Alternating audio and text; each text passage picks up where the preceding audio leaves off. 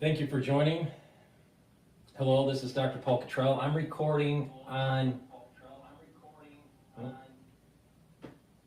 feedback. Sorry about that. Thank you for joining. Let me repeat.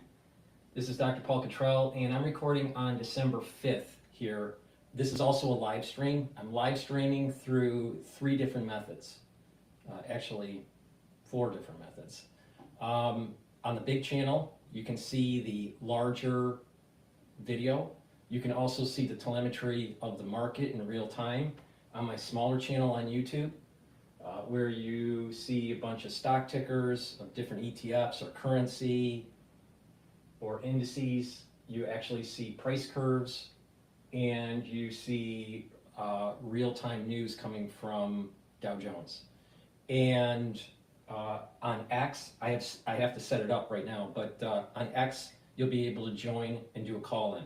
This is supposed to be interactive, so if you want to call in to the show, go to X Spaces and listen to the show there. Just raise your hand. Just make sure that your different systems are muted so there's no echo. But it's a great way to call in. To get to the X Spaces, just go to the link that's in the description of this video and all my videos, and follow me on X. I have 2 actually feeds, so make sure that you subscribe to both of them. So that's a great way to interact. So that's the call in. So the call in is through X Spaces for the show. All right. What I want to do,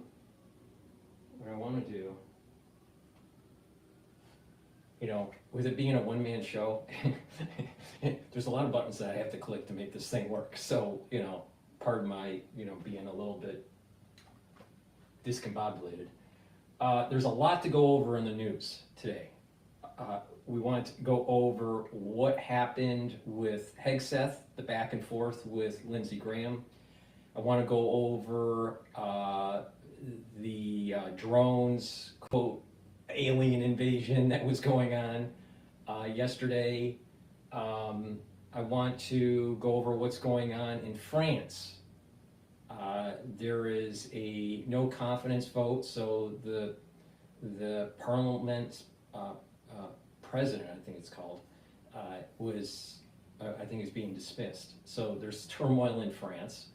There's obviously things that are going on with the Middle East and Ukraine, and then also what's going on in the markets.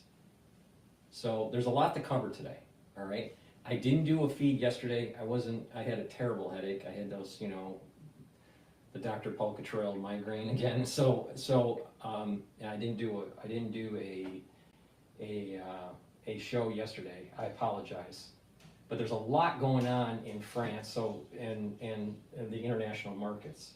So before I begin with the videos, I want to just do a recap of the market. Now, the market has not opened up in New York yet. Okay, it will open up at 9:30. So let's talk about where we're at right now. So the S&P 500 is at 6,086 for the ones that can see the dashboard. All right. So 6,089. I'm sorry. 6,000. Wait, it closed. Right now it's 6,086. All right. VIX is at 1351. Euro USD trade is appreciating now at 1.057. So the euro is advancing against the USD. So the USD is slightly weakening relative to a couple days ago, which is surprising because of what's going on in France. So that's a little bit of a weird thing going on. Right now, BITO, which is the ETF for Bitcoin long, is at 25.55. So Bitcoin, I believe, has been appreciating. So we should see, when the market opens up, the ETF for BITO to be elevated a little bit. So oil is trading at 69.05, so below $70 a barrel. Now, there was a news announcement with OPEC that they were not going to increase production. So, and we'll probably hear that on Bloomberg when we cover it. You would think that if they're not going to increase production for a while, then that oil should be going up above $70 a barrel. Now, again, most of OPEC, if not all of OPEC, is Brent crude. So there's two different main oil markets. The Brent oil market, which trades a little bit higher than the WTI. So but they're highly correlated. So if Brent goes up, WTI goes up. So I would think that oil should be going up above $70 a barrel. It's a little surprising. Now, it could be that they say, we don't want to put it anymore, we don't want to increase production because we suspect that there may be less use of oil. Well, why would there be less use of oil unless there is concern about some sort of economic instability? Now, maybe that economic instability is in Asia or in Europe or in the United States. I suspect it's more about Asia, but we need to dive in a little bit more about that. So the big question is oil going to be trading above $70 a barrel for WTI or not? Right now, it's just below 70. It's at 69. Okay, with that said, we're going to go to France 24 to figure out what is going on in France, all right? Before we do that, please help support my work and help support your health by going to my store, the-studio-reykjavik.com, and getting the great health supplements that I have, all right? These are products that I take that's part of my stack, my daily stack, to slow down the aging process, to improve my different systems like my endocrine system or my immune system or my liver or my brain or whatever, right? Cardiovascular system, guts. So one great product that I have on the store to improve your health, and a product that I use every day, is C60. C60 is a very strong, potent antioxidant. And you need good antioxidants on a daily basis to soak up those free radicals. Free radicals do damage to your cells and to your tissue and to your organ systems. And through free radicals, you age faster. If you soak up those free radicals, your cells are better, you have more energy, your tissues are better, and your tissues within your different organ systems will perform better. And you age slower. Okay, so this is the reason why by taking C60, you'll have more energy and you age slower. So C60 is a 60 carbon molecule, looks like a soccer ball, right, a fullerene, and it's designed to soak up free radicals. It's potent, more potent than, let's say, vitamin C or resveratrol or some of these other antioxidants, because resveratrol or let's say vitamin C, it's a molecule and it can only soak up one free radical. Because there's 60 of these, 60 carbons, and the way the carbon, I don't want to get into the chemistry of it, but the way the carbon molecule is structured, it can soak up hundreds of free radicals for one C60 molecule, compared to one molecule of vitamin C. That's why it's so potent. So take a teaspoon a day, all right? You just take a teaspoon a day, every day, and what will happen is it'll be soaking up those free radicals, and we slow down the aging process. Your mitochondria is going to be improved. You're going to have more energy. When you have more energy, your systems will perform better. Your immune system will perform better. Your brain will perform better. Your neurons will perform better. Your liver will perform better. Your endocrine system will perform better. And by calming down the stress from the reactive oxygen species, you're actually calming down the immune system. And you're reducing that chronic inflammation. Because part of the inflammation is pro-inflammatory cytokines and also free radicals. So you're attacking that inflammatory response through the free radical mechanism. So please, go to my store, the-studio-reykjavik.com, get the C60. I have it in 3 different varieties of oil. Because C60 is lipid soluble, it has to be in an oil. It has to be suspended in oil for you to be able to absorb it. So You can get it in avocado oil, MCT coconut oil, or extra virgin olive oil. You can get it in a 2 ounce, a 4 ounce, or an 8 ounce configuration. The higher ounce configuration, the cheaper it is per ounce. So it's up to you. Take a teaspoon a day. That's the best way to do it. Every day, there's compound effects. Your energies, your energy levels will increase, and the healthier mitochondria will increase, and you're soaking up those free radicals. It's a very potent antioxidant. It's a very high quality antioxidant. So please go to my store, the-studio-reykjavik.com. Get the C60 avocado, MCT coconut oil, or the extra virgin olive oil in a 2 ounce, a 4 ounce, or an 8 ounce configuration. Okay, with that said, let's go to France and figure out what is going on over there. Looks like they're going to have a revolution. Commission and other EU member states know full well that we're probably not going to have a government shutdown in France because there are these stopgap measures. There's a way to roll over the current budget into next year. Nonetheless, if that happens, the forecasts are that France's budget deficit goes from 5.1% of GDP now to 7% next year if there's no change in policy. So in other words, if there's no these aggressive measures, if you will, that Barnier put forward to cut the deficit, those will presumably no longer be in place, at least not for now. So that is why the Commission will still be worried about the long-term outlook, and it will be obviously looking to see not so much, I think, who the next French Prime Minister is, because that's really secondary to the question of can any Prime Minister succeed where Barnier failed? Can any Prime Minister bring this divided Parliament together enough to push through measures that will actually get this public deficit under control? That is what the European Commission and EU member states will be looking for in the longer term. Right, and this weekend. So for the ones that don't know, so you have French president and you have the French prime minister. Okay, so it's more of a parliamentary situation, the chaos that's going on there.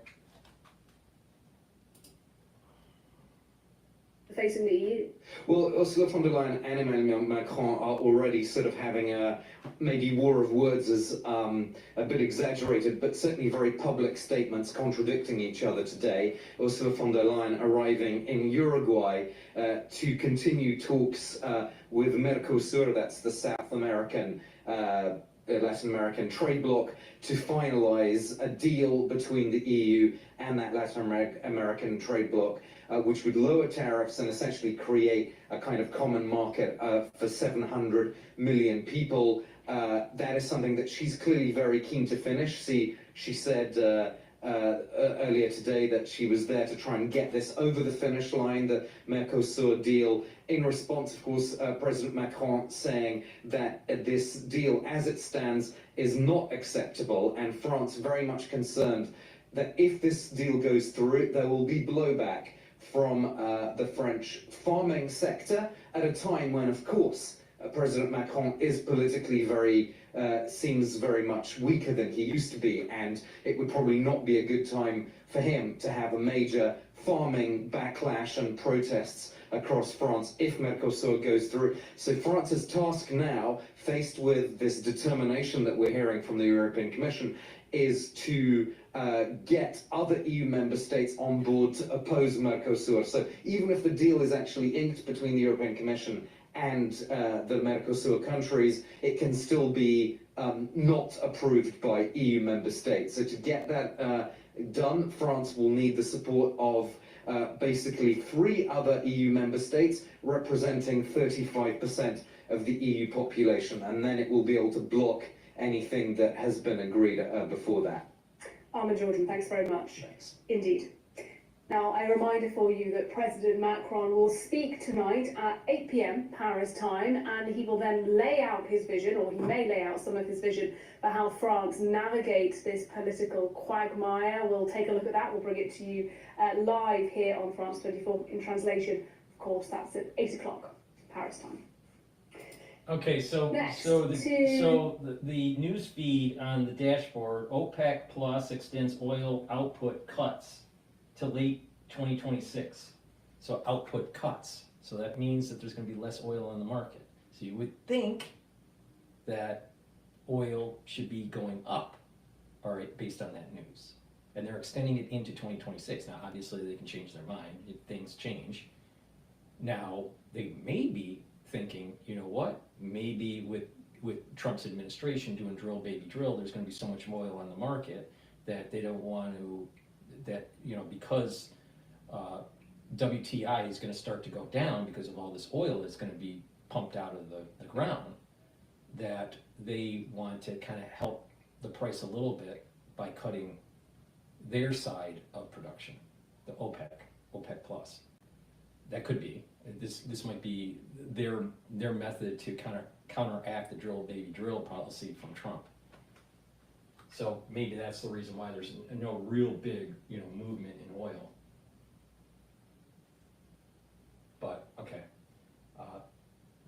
we also have the Korea issue. All right. So let's. They're going to be talking, I think, about Korea here. Harm to citizens. 대통령은 민주당의 폭거 때문에 어쩔 The president said he made the decision to stop the Democratic Party's tyranny. I share the same sentiment. Their tyranny has crossed the line and must be punished, but it cannot rationalize unconstitutional and unlawful declaration of martial law. 비상개혁을 합리화할 수는 없습니다. Taking responsibility for the order, Defense Minister Kim Yong-hyun resigned on Thursday. He's been accused by members of the president's party of being behind the failed attempt at martial law. Meanwhile, the deputy defense minister faced a grilling in parliament and pointed the finger of blame at his boss, saying that Kim had ordered the deployment of troops. South Korean police are now investigating President Yoon Suk-yeol for alleged insurrection. The crime transcends presidential immunity and can carry the death penalty. While the latter punishment, the impeachment motion, will be voted over the weekend. In other news, today the Syrian army has acknowledged that its soldiers have pulled out of the centre of the city of Hama in the heart of the country. The fall of Hama from government hands would represent a huge blow to President Bashar al-Assad, whose forces are still reeling after insurgents seized control of Syria's second city, Aleppo, just last week. The rapid advance by the rebels has surprised experts on Syria. Hama has been in government hands since the civil war began in Syria in 2011, and the front lines have been largely static for years. Well, Wasim Nasser is one of those experts on Syria. He's our terrorism expert as well. He's with me in the studio now. Wasim, what is happening in Hama? Can we say definitively government forces have lost the city?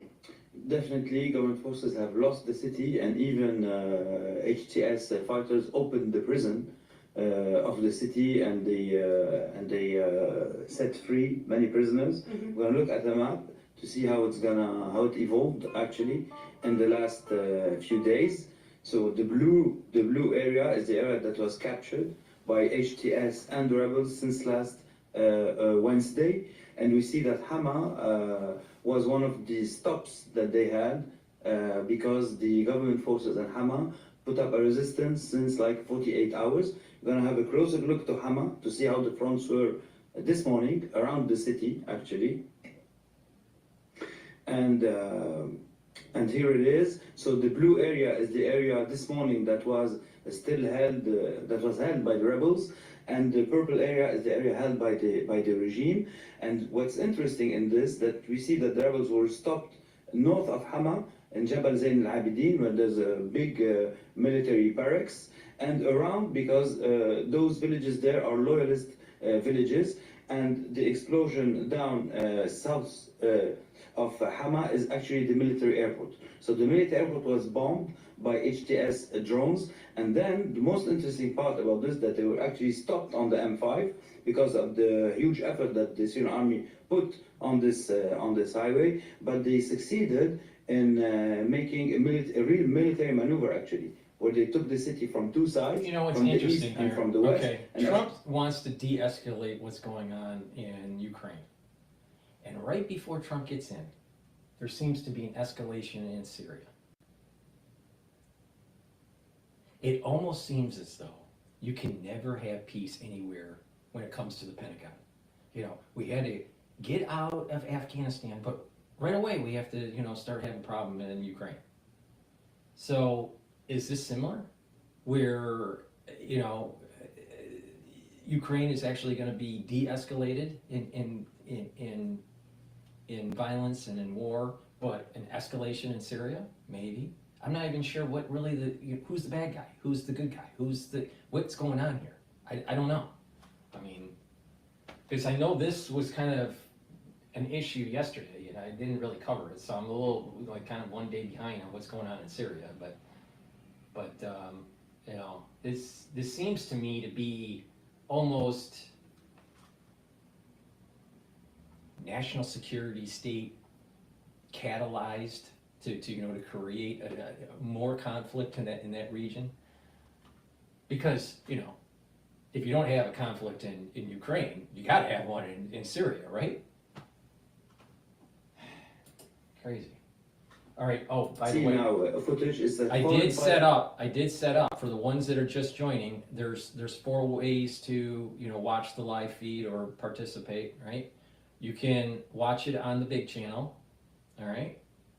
You can watch it on the smaller YouTube channel, which has the telemetry. You can watch it on my website, and you can watch the live feed of either channel, the big channel, right? Right? You can watch it on the big channel, or you can also watch the telemetry on my website. All right, so you can watch either one. And the way you do that is just go to the-studio-reykjavik.com and just go under broadcast and live. The drop down for broadcast live, it'll take you there, bam, and then boom, you got it. So it's the-studio-reykjavik.com to take a look at the live feed, and you can also listen to podcasts. You know, I have my audio version of these that are starting to be cataloged and data banked on the website, so you can listen to them. You can listen to it also on Podomatic or Apple Podcast. So there's lots of ways to listen. But during this live broadcast, you can watch it on the big channel. You can watch it on one of the smaller YouTube channels that I have with the telemetry. You can watch it on my website, the-studio-reykjavik.com under broadcast live. And you can listen in to X Spaces. Get on X Spaces, listen to it. If you want to do a call in, just raise your hand. You can ask a question, or you can, you know, tell me, you know, what's your opinion about what we're covering. This is supposed to be interactive, so please listen also on X Spaces, participate. All right, let's continue on. Around it, to go through the National Syrian Army areas all the way to the YPG areas, it did not materialize yet, but this is a big challenge actually for them. But also handling the most important issue for them today as we speak is to be out of a terrorist classification. Okay. They want to get rid of this classification, and they are making their best, if I may say so, to get rid of it. And one of the latest communiques that Giuliani himself made was addressed to the Iraqi Prime Minister, telling him not to allow Shia militias or the Shia mobilization force in Iraq to get into the fight in Syria, and asking him to stay away from this war, and that this war doesn't concern him, as he stayed away from the war between Iran and Israel, so the latest war. Meaning also this is also messaging to Israel from Giuliani. And he also addressed, and we'll end with this, the population of Hama, which is very symbolic for the Syrian revolution. And he told them, after 40 years of oppression, we are liberating you, and we hope that this liberation would come without a vengeance. So meaning he is trying to be as consensual as possible, and to get rid of this, through this, to get rid of the classification as a terrorist organization. All right, fascinating. We'll see what happens. Thanks very much. Thank you. Wasim Nasser for a step. Now, Amnesty International has accused the state of Israel of committing genocide against Palestinians in the Gaza war. Amnesty is the first major human rights group to reach that conclusion. It said its report, published today, comes in the wake of months of detailed analysis, including, it said, evidence that Israel had committed 3 out of the 5 acts of the 1948 Genocide Convention. Here's the head of Amnesty, Agnes Kalamar. We looked at everything that needed to be considered, and at the end, the only reasonable conclusion that could be drawn is that Israel intended and intend to commit genocide. If you are supporting the ICC on President Putin, then you must support the ICC on Prime Minister Netanyahu. There cannot be double standards in the implementation of justice, and it is for, of course, the preservation of justice. It is for the Palestinians of Gaza. Well, Israel has All right, so strongly rejected the those market just opened, all right? And remember what I was saying about Bitcoin. So, Bitcoin is most likely going to go up. So the ETF in opening of BITO did go up almost $1. It went up 94 cents. So it's now trading at 26.49. So that did happen. That appreciation in Bitcoin ETF did happen in the open, and VIX is trading at about 13.48, very low risk. So equities probably will rally. Right now we're trading at 6,088 for the S&P 500, and Euro USD is trading at 1.057. So dollar is a little weak today in relative terms compared to a couple days ago, and oil is trading at 68.93, so it's trading down based on that OPEC plus news announcement. All right, let's jump over to Bloomberg because of the opening here. Closing in on the identity of the suspect who gunned down the United Healthcare CEO Brian Thompson. So police have sought a search warrant for a location in New York City where they believe the suspect may have been staying. ABC says police now have a pretty good sense of who the shooter is, and they're still looking for him. He left clues at the scene. Now the words delay and depose were written on a shell casing and a live round recovered in front of the New York Hilton Midtown. The inscriptions loosely echo a book, the title of which is Delay, Deny, Defend, which describes tactics allegedly used by insurers to deny claims. Law enforcement officials may look at it, and it suggests a potential motive, anger against health insurers. United Health was among a group of companies recently slammed in a Senate report for using automated tools to... I'll tell you, the insurance company has hijacked the healthcare industry. All right, but also there are agents, there are professional groups like AMA, right, that have also taken over the industry. So this is a complex situation, right? The medical industry is broken in the United States. It's broken. It's broken because of the way they train. It's broken the way they reimburse. It's broken because of the monopolies, from these professional organizations. So it's not really a free market at all. And now it's starting to move into where healthcare providers are now unionizing. So now it's going to turn a little bit more like in I guess it's the NHS over in the UK. So it's slowly moving into a very socialistic, controlled environment. Now think about this for a second. We have artificial intelligence that's coming in. It's systems to be able to diagnose and to treat more accurately. We have radiology readings that can be done by an AI more accurately than a human. The algorithms, to treat certain types of diseases can be fed into an AI.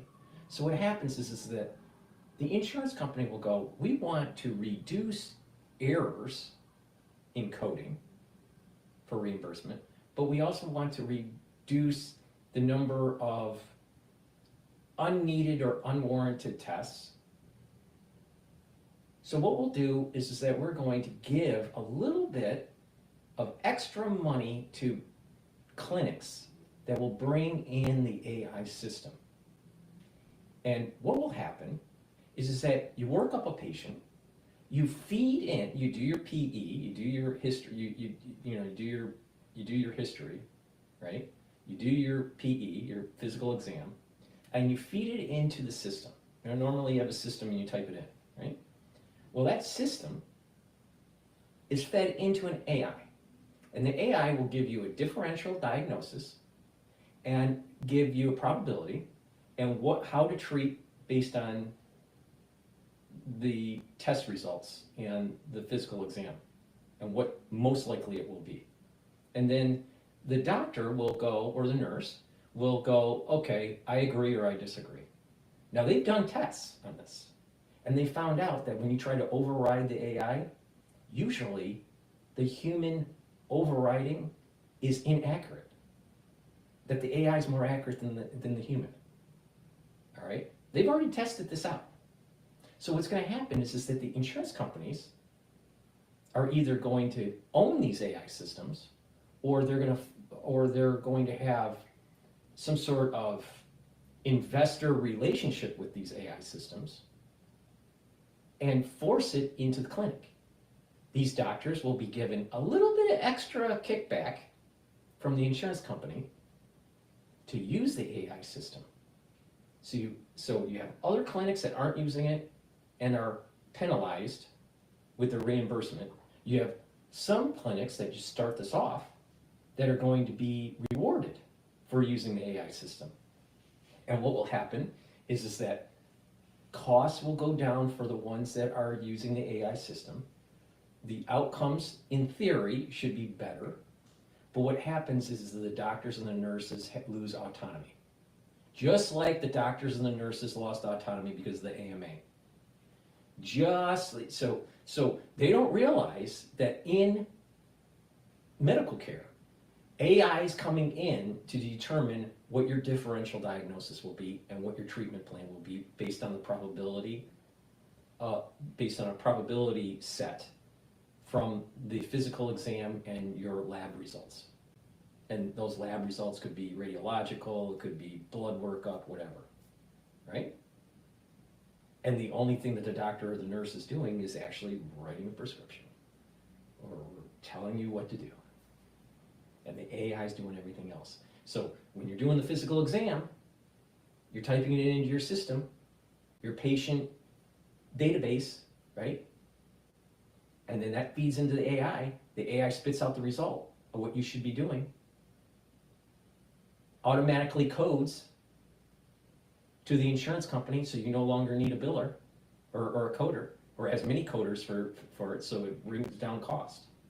And everything's automated. That's where this is going. Now, the next step, once all the clinics in the United States do this, you don't need as many doctors. You don't need as many nurses. Then all of a sudden, I don't know what year it would be, maybe 2035, you got a Tesla robot, kind of like C3PO, doing the physical exam for you. That is an appendage of the AI system that's just in a box, that's just on a desktop. Right now, the AI is a desktop. That's where healthcare is going. And it's because doctors and nurses allowed for the AMA and the insurance company to take over their industry. And others, other professional organizations that hijacked you. Okay, with that said, please help support my work. How do you support my work? By sharing the links, making sure you subscribe, asking your social network to follow me. I get censored, I get bled subscribers, people are de-subscribed because of YouTube and all that. I'm on 7 different channels. I'm on 4 channels on YouTube, Brighteon, Bitchute, and Rumble. Make sure you subscribe to all those channels. You can follow me on X on 2 channels. You can also follow me on GETTR. You can follow me on Podomatic Apple Podcast, and also on my website, the-studio-reykjavik.com. And buy the products that I offer. I offer ebooks and supplements and lecture series on pulmonology and immunology. I teach you a lot of how to empower yourself to take charge of your health. Because guess what? Your doctor doesn't care about your health. Newsflash, your doctor does not care about your health. The only one that's going to care about your health is you. So you better take charge of it, or it's going to be costly down the road. Trust me on this. So help support my work by donating. You can donate on my website, the-studio-reykjavik.com, through Stripe, PayPal, or Buy Me a Coffee. It's through the donations that allow me to do thousands of videos for free to teach people on how to improve their health. Because guess what? C-3PO, the artificial intelligence, the insurance companies, the doctors, they don't care about you. Trust me. In addition to that, be a paid member to my Patreon channel or donate on Buy Me a Coffee. That way you're helping support my work. But better yet, buy the products that I offer, because if you follow my protocol, you're going to mitigate a lot of the diseases that are very common in the United States. You're going to mitigate cardiovascular disease. You're going to mitigate diabetes or neurological disease. Now, it's not a magic bullet, but most of the disease in the United States is self-induced. So please go to my store, get the health products, follow my protocol. It's something that I do, all right? It's not something I just sell. It's something I've been doing for a long time, and I'm teaching you on how to follow in my footsteps. Great way to do it is, we're in the cold season, all right? Trust me, there's going to be higher incidences of people with the sniffles, not feeling well, because of different pathogens that are floating around, all right? You got influenza, you got SARS-CoV-2, you got RSV, you got mycoplasma pneumonia. Mycoplasma pneumonia and influenza seem to be on the uptick. So, you got to be prudent, all right? We're in the cold season in the United States. You need to be prepared. How do you prepare? It's about the pillars. Neutralize pathogens, bring down inflammation, soak up free radicals, all right? And have the products around, so the moment you're not feeling well, you can mitigate it. A great way to do that is get the structural nano silver drops that I have. I have cherry in 100 count, honey and lemon in 100 count, and blueberry in 100 count. These are made from structural nano silver, and what will happen is it will neutralize that irritant the moment you have that irritating feeling in your throat. It'll help to neutralize it and maintain the mucosal barrier that you need in your oral pharynx to be able to mitigate further infection, all right? If you have things a lot inflamed or your mucosal barrier is weak, you get sick quicker. Well, this is a way to mitigate that. So please go to my store, the-studio-reykjavik.com. Get a couple bags for your household, blueberry, honey, lemon, and cherry, right? Get a couple bags for your household, because we're in the cold season and you're gonna need it. Trust me, you're gonna need it. Cases are gonna be going up. I said cases were gonna go up in December and January. Be prepared. In addition,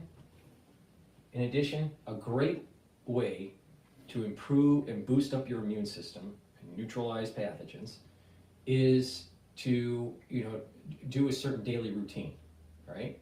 That daily routine is to take a teaspoon of max 35 or max 14. So max 35 or max 14, all right? Take a teaspoon a day. If you're not feeling well because of the cold season or whatever, take a tablespoon or two a day.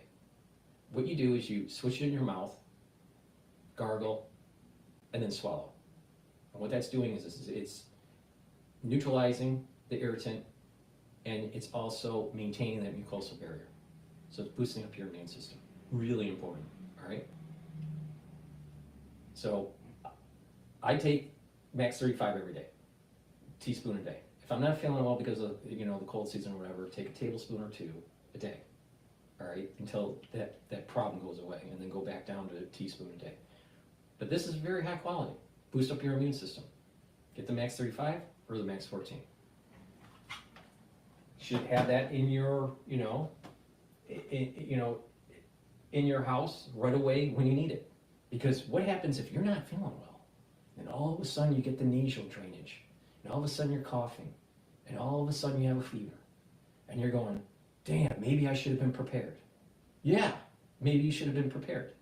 Because what happens is that if you're chronically sick, like let's just say 3 times a year, all right? Most people are sick more than 3 times a year, but let's just say you're sick 3 times a year, and it's mild. You're sick for about 5 to 7 days. And that 5 to 7 days, it sucks. And you try to get better, and you do get better. But it takes 3 weeks with a mild cold to remodel the cells that were damaged. 3 weeks. So you were sick for 7, 3 weeks to fix it. So 1 month has been flushed down the toilet because you were sick, mild sickness. And now your body's remodeling, and you're inflamed, and and your immune system is a little bit down. Now carry that, you're sick 3 times a year. Well, that means 3 months out of the year you're either sick or remodeling the tissues that have been damaged with a mild cold. Now just imagine if you had something major. That could take you out 6 months for remodeling. And people don't think about this. Just because you think you feel well doesn't mean you are well, right?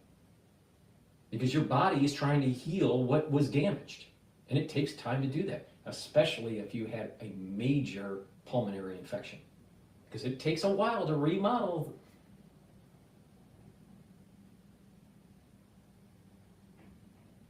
Those T2 cells take a long time to remodel, if it can remodel it. And a lot of times when it's chronic, with like chronic bronchitis, eventually you can't remodel it. And eventually you start going down the road of COPD. So, but it's up to you. You can take my advice or don't take my advice. But what I do works. Please go to my store, the-studio-reykjavik.com, and think about that. Be prepared. Be prepared. The ones that are prepared are going to be living a better life and a longer life. The ones that are not prepared are going to have problems. It's that simple. And then, lastly, it's important to focus on cardiovascular health. That's a major problem in the United States. Major, major problem. All right? One way to do it is to go to my store, the-studio-reykjavik.com, and get the omega-3. Omega-3 helps to control your lipid profile. It'll lower the LDL levels and increase your HDL levels. That means it's lowering bad cholesterol and increasing your good cholesterol. All right? And by taking this every day, with some of the other things that I'll be mentioning later, you're going to be improving your cardiovascular health. Now, it's not just about taking supplements. It's about proper diet, proper exercise, balancing, challenging your mind, reading, writing, talking to real people, proper sleep, proper supplementation. When you do this holistically, you're going to fare a lot better. Go to my store, the-studio-reykjavik.com, and get the omega-3. Very high quality omega-3. Everything I have on my store is high quality. Why? Because I want to be taking stuff that's high quality. And this is the stuff that I take on a regular basis to slow down the aging process, to have longevity, to improve my different systems, like my cardiovascular system, my immune system, my neurological system, my GI. And when you do that, you age better. We're all going to die. But some people are going to die with suffering because they didn't take care of their body. And there are going to be some people that will have more vitality throughout their years. It's up to you. Take charge of yourself. Take charge, because no one else will. The doctor, when you start having that, that problem with your heart, you think the doctor really gives a shit? No, he doesn't. He really doesn't. Because he's got 10 other patients that are going to be paying Okay, let's jump into Bloomberg here. Unintended. For the hotels, they definitely have added some cautious optimism to their conversations, particularly in China, particularly in the US. And for rental car companies, it's a little bit more of a toss-up. That's more of a cost issue than a revenue issue for them. People are renting cars. People are also using alternatives to renting cars. Right. But people are renting cars. It's just that the car companies don't seem to understand their cost structures as well, at least certain car companies. Can such as you Hertz. predict issuance for next year? I mean, like you sit there at your desk and go, this is what we're guessing corporate issuance will be? So I used to do that at my old shop. Now we sort of, I can get a sense of roughly where it's going to be. I think next year is going to be a little bit higher than this year. What is interesting here is that BITO, which is the ETF for Bitcoin going long, is now trading at 26.73. It's now $1.18 higher in the open. There's a little bit of economic uncertainty at the moment. As we get into the new administration, as we think about tariffs, as we think about global geoeconomic risk of any kind. So what do they, how are the balance sheets for the leisure companies that you follow? Because I remember distinctly at the beginning of the pandemic, some of the first issuers were your cruise companies going out there raising debt because they knew that this was going to be bad for their business and they needed cash. How are the balance sheets for some of these leisure companies out there? So for some of the companies, they've gone back to pre-pandemic levels and even more so, to the point that they're so comfortable that they're instituting very generous shareholder reward plans. For some of the other companies, it's a little bit more of a turnaround story still. Cruise lines we mentioned, they are still very much a turnaround phase, but they are more like 6th, 7th inning as opposed to, first or second inning. That was 2 years ago. The rental car companies, Hertz is definitely a very distinct company within the space that's having issues. That's sort of company specific. See, I'm a Hertz Gold customer, so tell me what's going on at Hertz. Am I in trouble here? Well, Hertz Gold customer, you might still be treated nicely, but the issue with Hertz is they have such a young management team. They've had a revolving door of a management team. And for a company like that, there's such an importance to institutional knowledge that I think when you look at them versus Avis, when they're dealing with a lot of the same issues, Avis was able to navigate it much more gracefully, or they've been able to, and they continue to do that. We've seen that time and again. What's a coupon on like a Hertz or Avis piece? So Hertz actually is tapping the markets again. They're reissuing for it's 12 5/8 of 29. 12%? And that's for a secured, that's for first lien notes. It's sick. For first liens, yeah. And you compare that, and then you compare that to the 2026s that they issued shortly after they reemerged from bankruptcy a few years ago. Those are 4 5/8. Okay, your Bryn Mawr a few years ago. It's a beautiful spring afternoon. Nobody's focused. Nobody's thinking. And you're in class trying to keep awake, and you're doing an M&M theory, Modigliani and theory. All right, I'm tired of listening to Hertz. So, let's go to CNN about this CEO being shot yesterday. Because, where else are you going to be shot as a CEO? Of course, New York, right?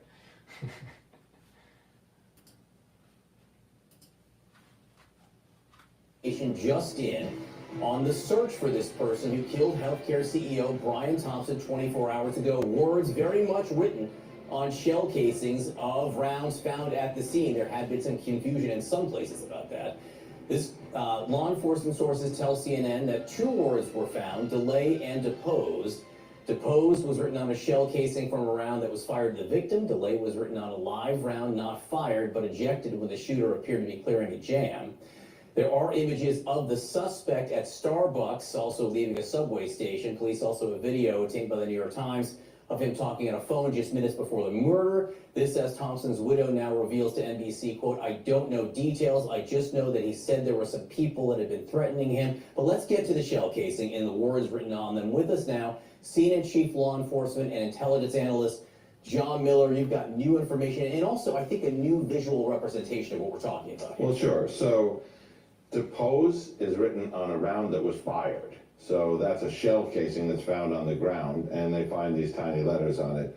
Delay is found on a live round. That's a full bullet that he probably ejected trying to clear that jam. Those are the two words they found, but investigators doing research into what could this mean, delay, depose, found the maxim of deny, delay, depose, variations of the maxim deny, delay, defend, which is actually the name of a book. These are sayings, and you can find them all over the internet and Reddit and other postings about insurance company practices of trying to find ways out of paying on claims that they are disputing. So what they believe is the killer was sending a message. Now this is a 9mm round. This is the shell casing, the silver part, the copper part is the actual bullet. And to write something on something this small, and I mean, John, picture how you would try to do that. Would you take a fine point Sharpie? Would you try to scratch it in? It means someone went to a lot of trouble to try and create this message that would be left at the scene. Now, he's missing the third word. So if this is the maxim he's trying to tell us about, is that bullet still in the magazine, remaining unfired, that left with his getaway? Is it on one of the other shell casings, but it burned off as it was fired and ejected? We don't know that yet. Yeah, but two of the three, and as you say, would require just a very high level of deliberateness here. So what does that tell investigators as they are very much engaged in this manhunt 25, 26 hours later? Well, it tells them, it gives them an answer and raises a question. The answer it gives them is, you have a killer who is... Let's take a look at this timeline that they built up here. 6:15 a.m. yesterday. Suspect leaves 57th Street subway. 6:17 a.m. he's at a Starbucks because, before you shoot someone, you got to get a latte. And then around 6:44 a.m., he actually shoots Thompson. So this is all happening within a half an hour. In 30 minutes. He gets out of the subway, has a Starbucks, and then shoots the guy. And then jumps on a city bike in 30 minutes. That to me sounds like a professional.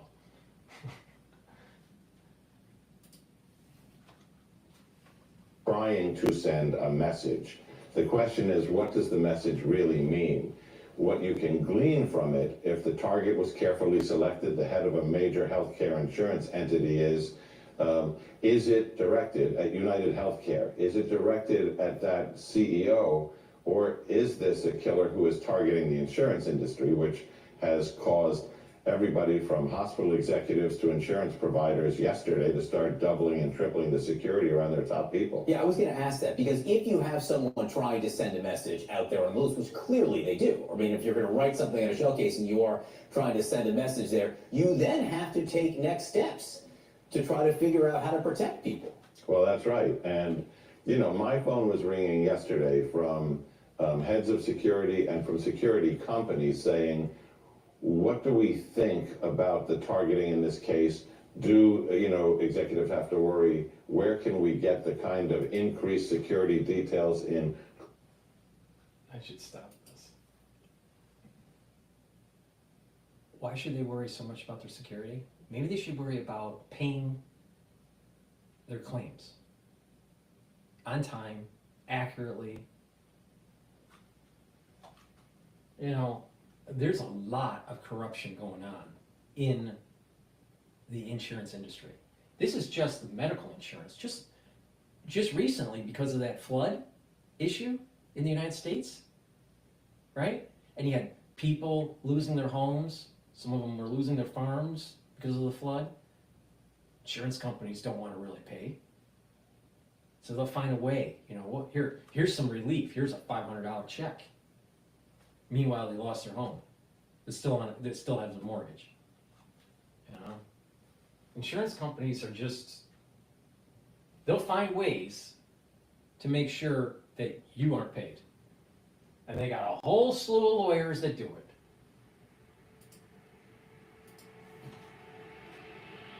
Turning yesterday morning, they're turning faster today. All right, these developments keep on happening at a furious pace. John Miller, we're lucky to have you here. Please keep us posted throughout the next hour. Thanks, John. Kate? And joining us right now is former U.S. Marshal John Muffler and former Boston Police Commissioner Ed Davis. Ed, let's start where John and John just left off, talking about the question of personal security. Some detail that we got from United Healthcare was that United Healthcare was aware of threats to top executives. Brian Thompson was never named specifically, but a source familiar with the company's security does tell CNN the leadership team at United Health Group is supported by an in-house security team, including at the New York conference, that Thompson's security detail was not with him yesterday morning. What does that mean? What does that add into this? Well, it's very troubling. The provision of security personnel is really a risk and compliance question. Each of these operations has a compliance and risk department. They should be having these conversations. We're risk and compliance, and we're worried about our CEOs getting shot in New York when they're doing an investor meeting. But let's not look at some of the nefarious activities that the insurance companies are doing. No, we don't want to do that. Let's correct some of the corruption that's going on in insurance companies. No, we don't want to do that. No. Let's just worry about our CEOs getting blown up in, on the streets of Manhattan. And if he does have a security function, he either said, I don't need it in New York. It's expensive to have a team travel with you and put them up. So sometimes executives say, I'll have a detail at my house, but I'm not going to have any protection while I'm traveling. I'll tell you, because they live that under the false assumption. that shooter, when he walked behind Thompson and was just very calm, and there was a woman, of course, with a coffee in her hand, a latte, walking by, and just kind of like, this person was very, very calm. Now, someone that is not professional would be all jittery, their adrenaline would be rushing, they wouldn't, would be shaking a little bit, they may have been a little bit confused or a little bit off on their target because of this woman. No, this guy totally ignored her and focused. This guy looked professional, in my humble opinion. All right, but he looked professional. He didn't even care about that woman that had the coffee to his right, and she escaped. Now, of course, she didn't care because she had to go to work with her latte. It's 6:44 and she has to be in the office at 7 o'clock. Who cares if someone got blown away on the street? Welcome to New York. That nobody understands where they are. But this is a public meeting, a publicly advertised meeting, location and time. Everyone knows that he will be there. It's a very simple equation for someone stalking someone online and doing research to put together that this could be a good place. And notwithstanding the cameras, it's a very easy task to find them and then to do whatever it is that you want to do with them. And John, how does this manhunt shift now as Think we about are it. past? Certain people are denied coverage and denied treatment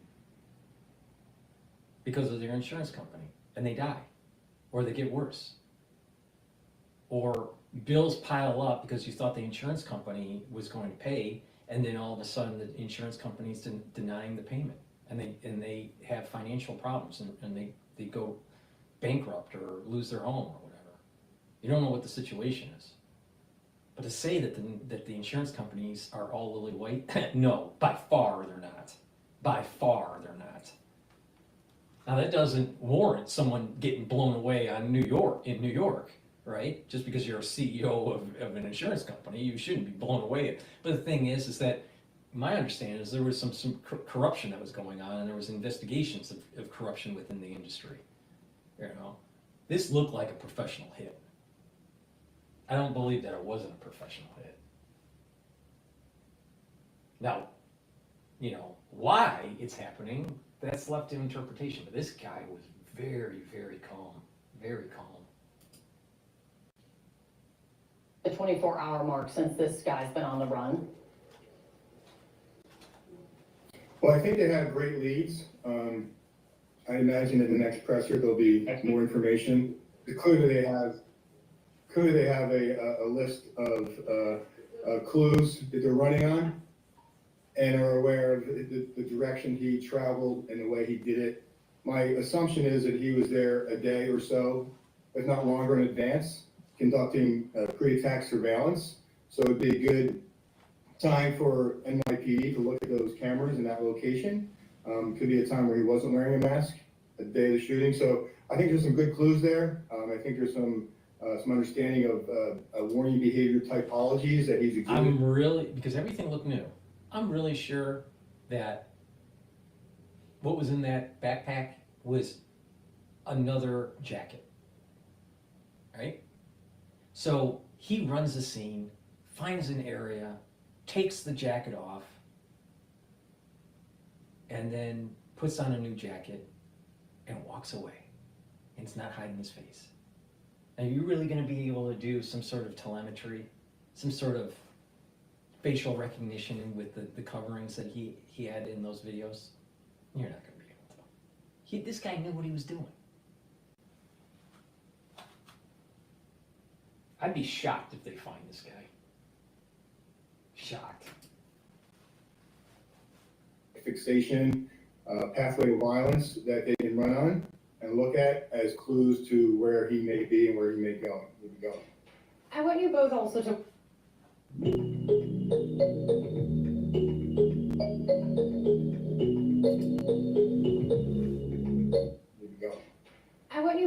to weigh in on what John Miller was just reporting about the fact that law enforcement sources tell CNN the two words that were found on shell casings: delay and depose. Depose written on a shell casing from a round that was fired into the victim. Delay written on a live round that was not fired but believed to be ejected when the shooter, he appeared to be clearing a jam. And those words are really all over the internet, from people angry at the healthcare industry. Blogs, articles, in various combination, using these words as critical of the healthcare industry. John, what do you do with this? How do you help this try to narrow your search for who you could be looking for? Well, obviously, there's just two words that they found, and I agree with John Miller that very likely there are other words in that magazine, but it's an indication, again, of that behavior leading up to the attack, and there's some giveaways there. So I think, again, looking at that type of leakage of the words he's using, many of school shooting attacks and other workplace violence attacks, there's leakage, and meaning that others in that person's environment are aware of such terminologies.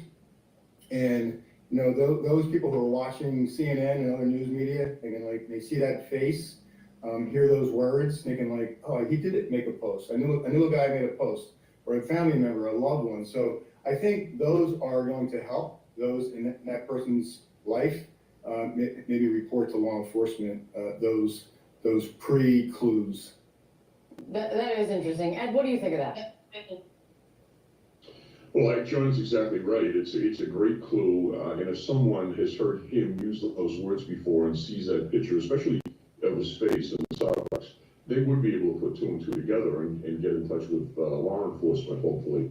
But the other thing is you have to also think about the fact that he may have been leaving more of a message. I think it's unusual that someone that well prepared and effective inadvertently dropped a cell phone at the scene. It sometimes takes a day or two to get into those phones. I'm wondering what messaging is on that cell phone. Is someone trying to explain themselves with a burner phone that might have one or two pages of information on it? That's something we have to look out for. And we also have to keep in mind that this could... I lost the audio. What happened?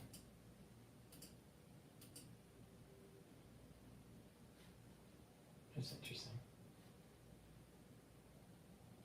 Why did the audio die? Why? Something we have to look out for. And we also have to keep in mind that this could be a thing.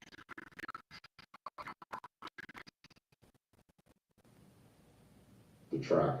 of the real motive. So you'll have to keep all options open in these All right, cases. let me replay it. Absolutely right. Let me replay what was. I think it's unusual if someone that well prepared and effective inadvertently dropped a cell phone at the scene. It sometimes takes a day or two to get into those phones. I'm wondering what messaging is on that cell phone. Is someone trying to explain themselves in a... Or maybe there is evidence of corruption of the insurance company or of Thomas or people related to Thomas that are part of Congress. Maybe there's some really important evidence, not of what he did, but of what the nefarious actors within the insurance company is doing. But let's not bring that up at CNN. On a phone that might have 1 or 2 pages of information on it, that's something we have to look out for. And we also have to keep in mind that this could be a feint. It could be purposely putting detectives off the track of the real motive. So you'll have to keep all options open in these cases. Absolutely right. John, do you assume he is no longer in Manhattan, or do you think he's more likely still in Manhattan? I think he's gone. These are great questions.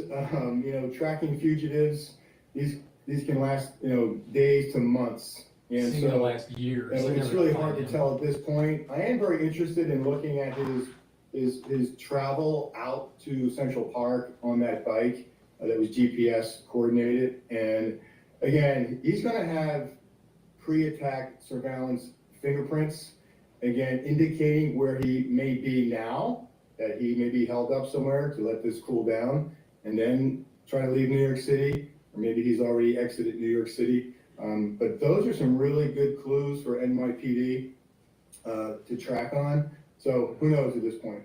Yeah. Who knows? Thank you both so much, as always. It's great. When you have law enforcement that needs to use Reddit to find out what the meaning of certain shell cases are, I don't think that the law enforcement knows that much. This guy got away. There's no way they're gonna find him.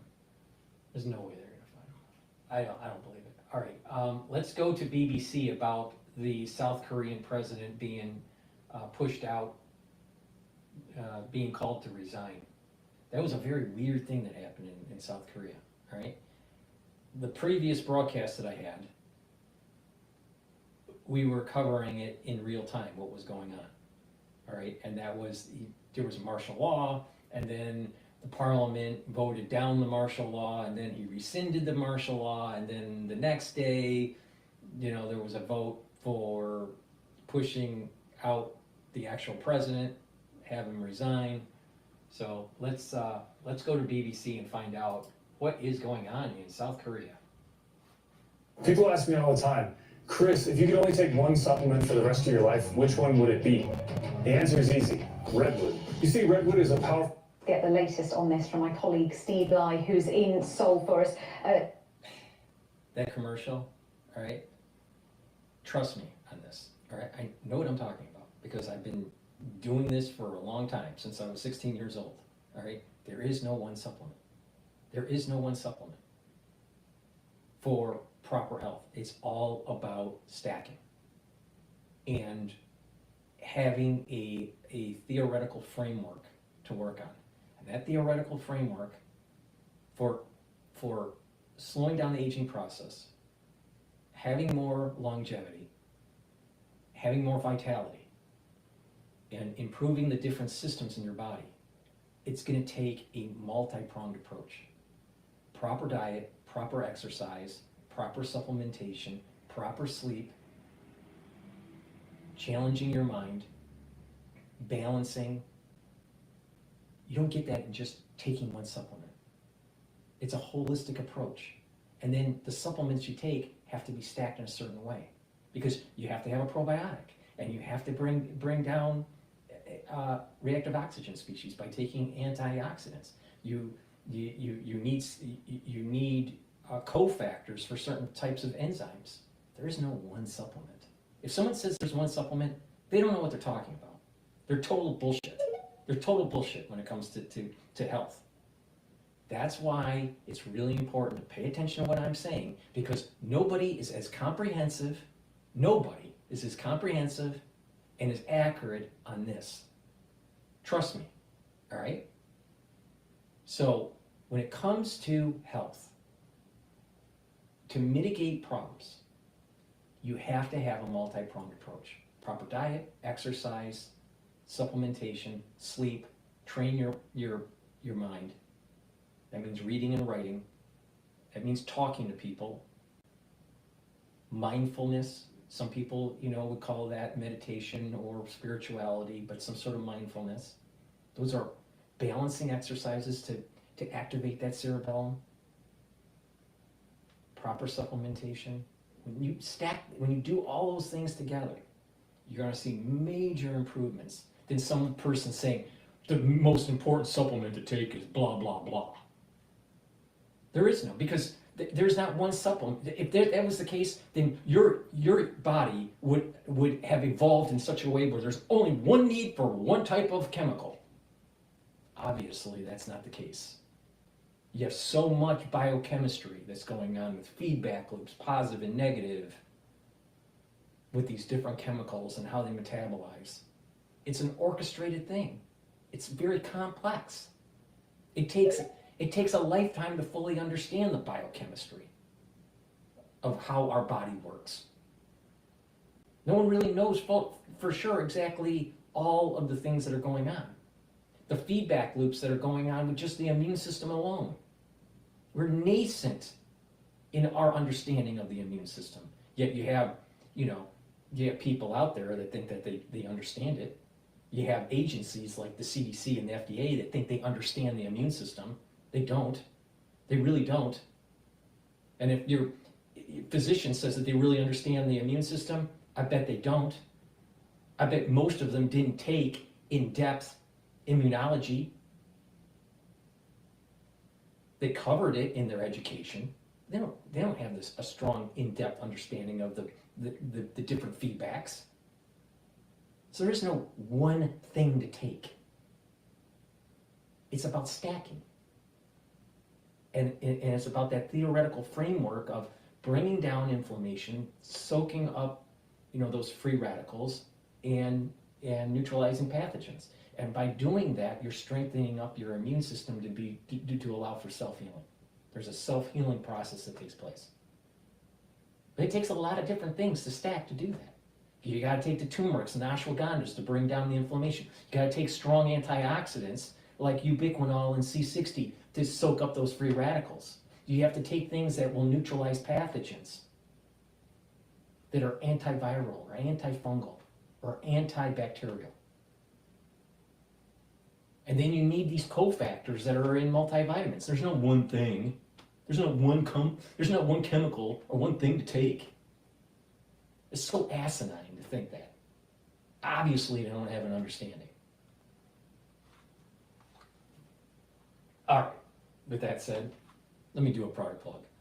Please go to my store, the-studio-reykjavik.com, and get the deodorant bars. I've partnered up with Rainbow Herbals, and we've created these deodorant bars in citrus and also in peppermint, lavender, and tea tree. These are made from essential oils from the Himalayas. Very high quality ingredients. There's no aluminum, no baking soda in these, and it's a dual purpose product. What it does, you use it as a deodorant, but also it helps to detoxify your body. So it's for males and females. Get a couple bars for your household. Get it either in citrus or in peppermint, lavender, and tea tree. Very high quality deodorants. Way better than any of the crap that you're buying at the store. Because those are full of chemicals that you really don't want. All right? All natural, dual purpose, the deodorant, and it helps to detoxify your body. Go to my store and get the deodorant either in citrus or in peppermint, lavender, and tea tree. It's for males and females. And it helps support the work I do. Helps support your health. It helps to detoxify your body, and so you don't smell. You don't want to be a smelly person, all right? So please, go to my store, get the high quality deodorants made from essential oils from the Himalayas. Now, where are you gonna get that? You think Procter & Gamble gets their ingredients from the Himalayas? I don't think so. I really don't think so. All right, what's going on in South Korea?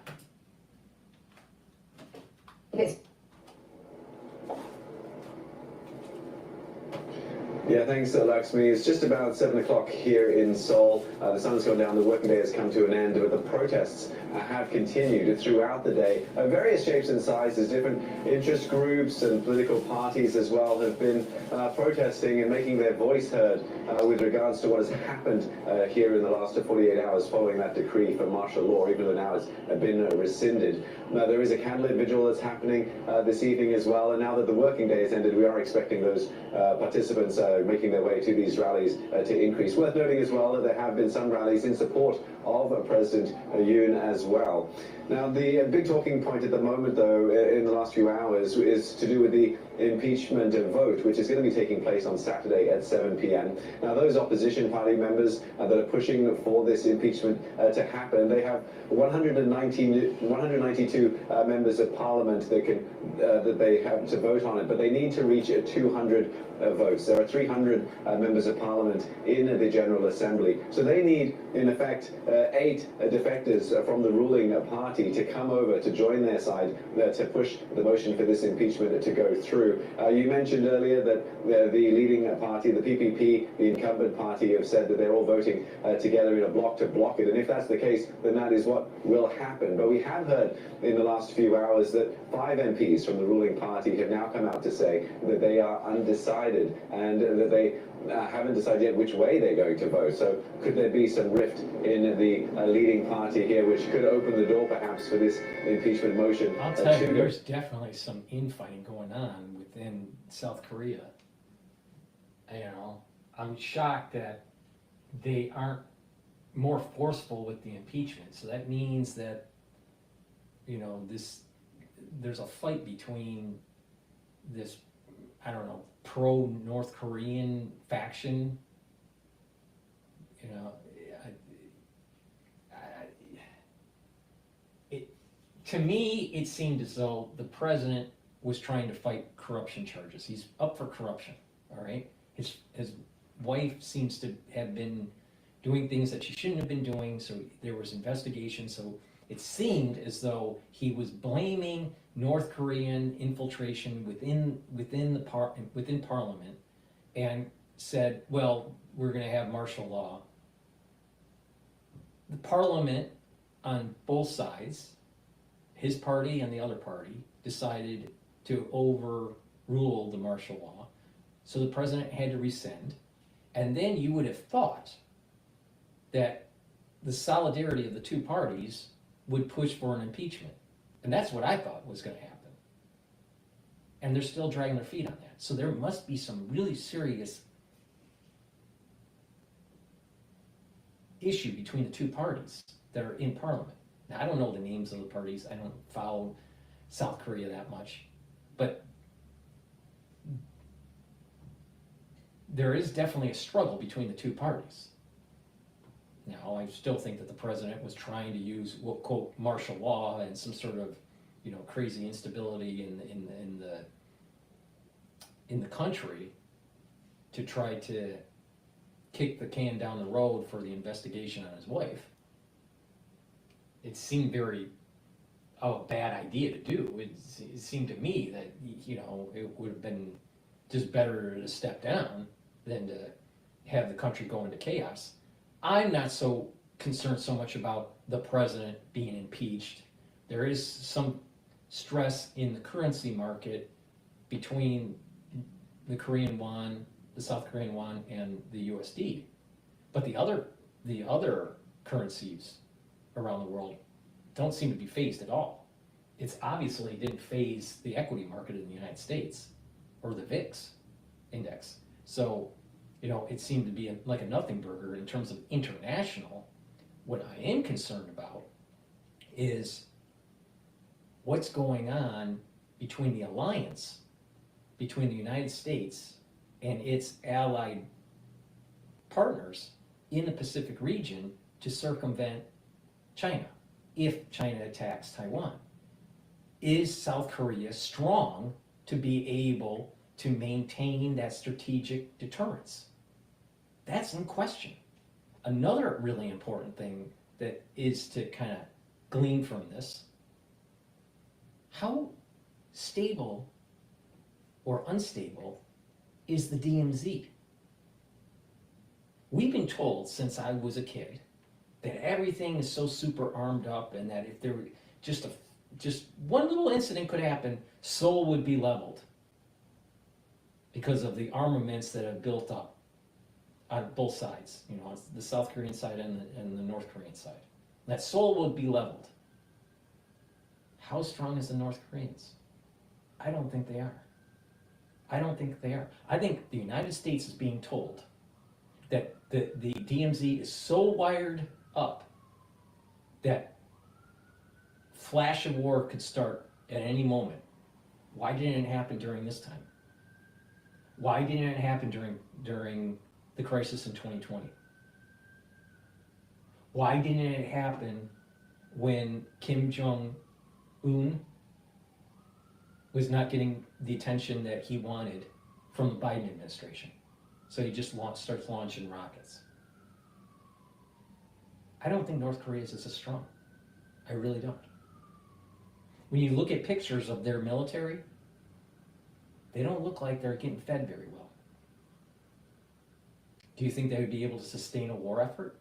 Probably not. So why are we being told where we need to deploy 20, 30,000 troops in the region? And I understand that we need troops in the region for deterrence against China. But do we really need deterrence against North Korea? Probably not. We're being sold a bill of goods that doesn't exist. That's the bigger issue here. True that they will need to find 3 more votes before that happens. Now, I spoke earlier to Dr. Yok Yong-in, a lecturer in Korean Studies at the University of Sheffield, about this whole impeachment process. As you already briefed, so once the proposal is supported by at least 2/3 of the National Assembly, the Parliament representatives, then the resolution is set, and then the president immediately loses his power from his office. But then it doesn't mean that the whole impeachment process will be completed. So after the president loses his power, once the resolution, if the resolution is set by the majority vote, then Prime Minister will automatically be a deputy of the president. But then we are seeing that the Prime Minister might have been part of the cabinet review of the first martial law decree declaration before it was announced. Once the National Assembly members pass the proposal of impeachment, then it is brought to the Constitutional of Korea. So the Constitutional of Korea will review the National Assembly's resolution for impeachment. The Constitutional of Korea judges, they have to, in legal... Just take a 50,000 foot level on this and what she's saying. You don't have to be a lawyer. You would think that what's going on with their constitution and what's going on in their parliament, with the president, is chaotic. Why isn't North Korea deciding to make a move? Why? Because North Korea can't. That's why. And we're being sold a bill of goods about how dangerous North Korea is. And we're afraid to do anything about it.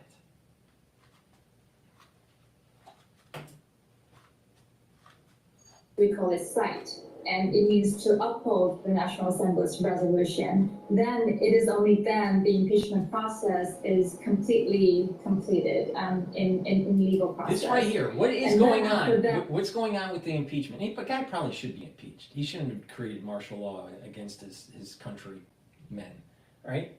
But especially because his wife is corrupt. But the thing is that this is a data point that shows that the United States citizen has been sold a bill of goods about North Korea. I know this issue is South Korea, but you can understand dynamics of things that are tangential. Instability politically means instability militarily in South Korea. Why didn't North Korea make a move on the DMZ. They didn't, because they can't. And we've been told to keep on spending billions of dollars in defense in that region over the decades because of a flare-up or the potential flare-up.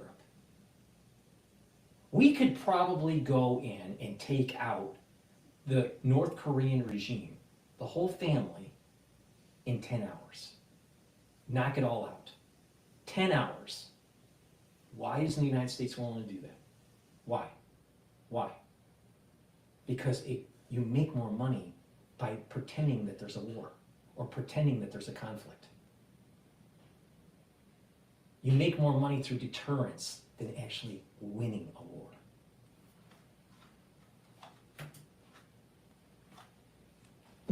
If the legal impeachment process is completed, then within 60 days from then, the election to elect a new president must take place within 60 days. Yeah, so just to remind you that that vote, that crucial impeachment vote, is set to take place at 7 p.m. on Saturday. They could have had this vote take place in the early hours of Friday, but there was some concern that they weren't going to be able to get the numbers. So that's what they've been trying to do in the intervening time between now and when the vote takes place. We've just said. But if they couldn't get it in the middle of the crisis, where the emotions were so high against the president, why would you be able to get the votes days later? Because that emotion has kind of dissipated. Who knows? For the ones that are watching on either channel, right, you can join X Spaces and you can do a call-in where you just raise your hand, you could ask a question or tell me what you think. This is supposed to be interactive. For the ones that are listening on X Spaces, if you want to ask a question, please do. The whole idea is to have an interactive session here about the news.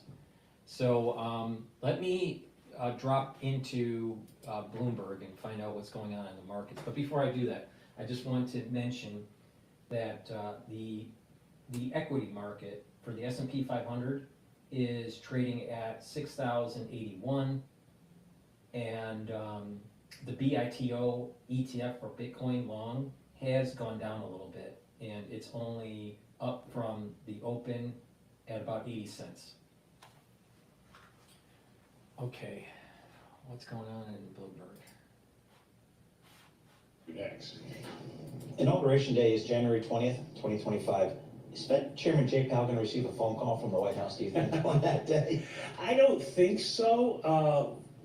First of all, Powell obviously at his last press conference drew a kind of bright line in the sand, and even if new President Trump wants to get rid of him, it's not at all clear legally he can do so. So it would be probably to start a big fight. Right. You know, what's the point? Because Powell only has about 18 months left, and then Also, he's cutting, right? yeah, The whole point is that Trump wants to I be was cut. just about to say that. It's the other thing is like, the question is he going to keep cutting? Now, if he pauses too much, maybe that's going to make Trump unhappy. But, you know, they're going in the right direction for the former real estate developer. So for the jobs number tomorrow, what's my weather distortion thing I have to watch out for? Are we going to get payback from the previous month when there were storm disruptions? Like, how do I need to read the tea leaves from this number tomorrow? It's going to be a little difficult. We got some state data for October that suggested in the 5 states hit by the hurricane that there were some significant job losses.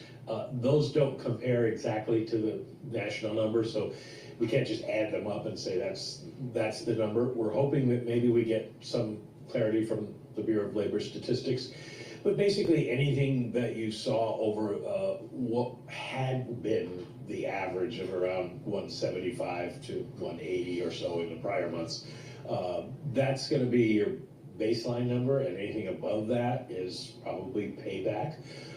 But the Fed's going to look past that for all those reasons, and they're going to look at the unemployment rate, which isn't really affected by any of those things. So as long as it doesn't change significantly, then it shouldn't change forecasts for what the Fed's going to do.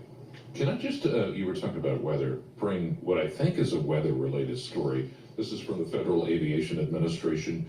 Newark Airport is going to close between 12:15 to 6 p.m. today. Why? I couldn't believe Paul didn't bring this up. I saw the headline and I'm like, Yeah, there was well, I know Rob Carroll, our They're meteorologist. decorating for the birthday party. oh yes, there it is, there it A is. wind advisory in effect, this morning up to 10 p.m. I just saw an update on that, 40-mile-an-hour winds, which is not what you want to fly through. And the advisory said from Patterson to Park Slope. So, I live in Park Slope.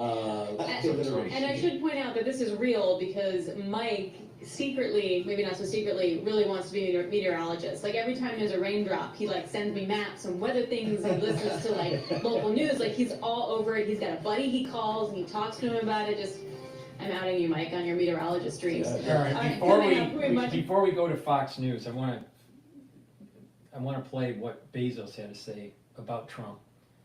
Please help support my work by helping support your health. Get the supplements I offer, follow the protocol that I do, all right? I take a lot of supplements. You don't have to take all the supplements. Some people can't afford all the supplements.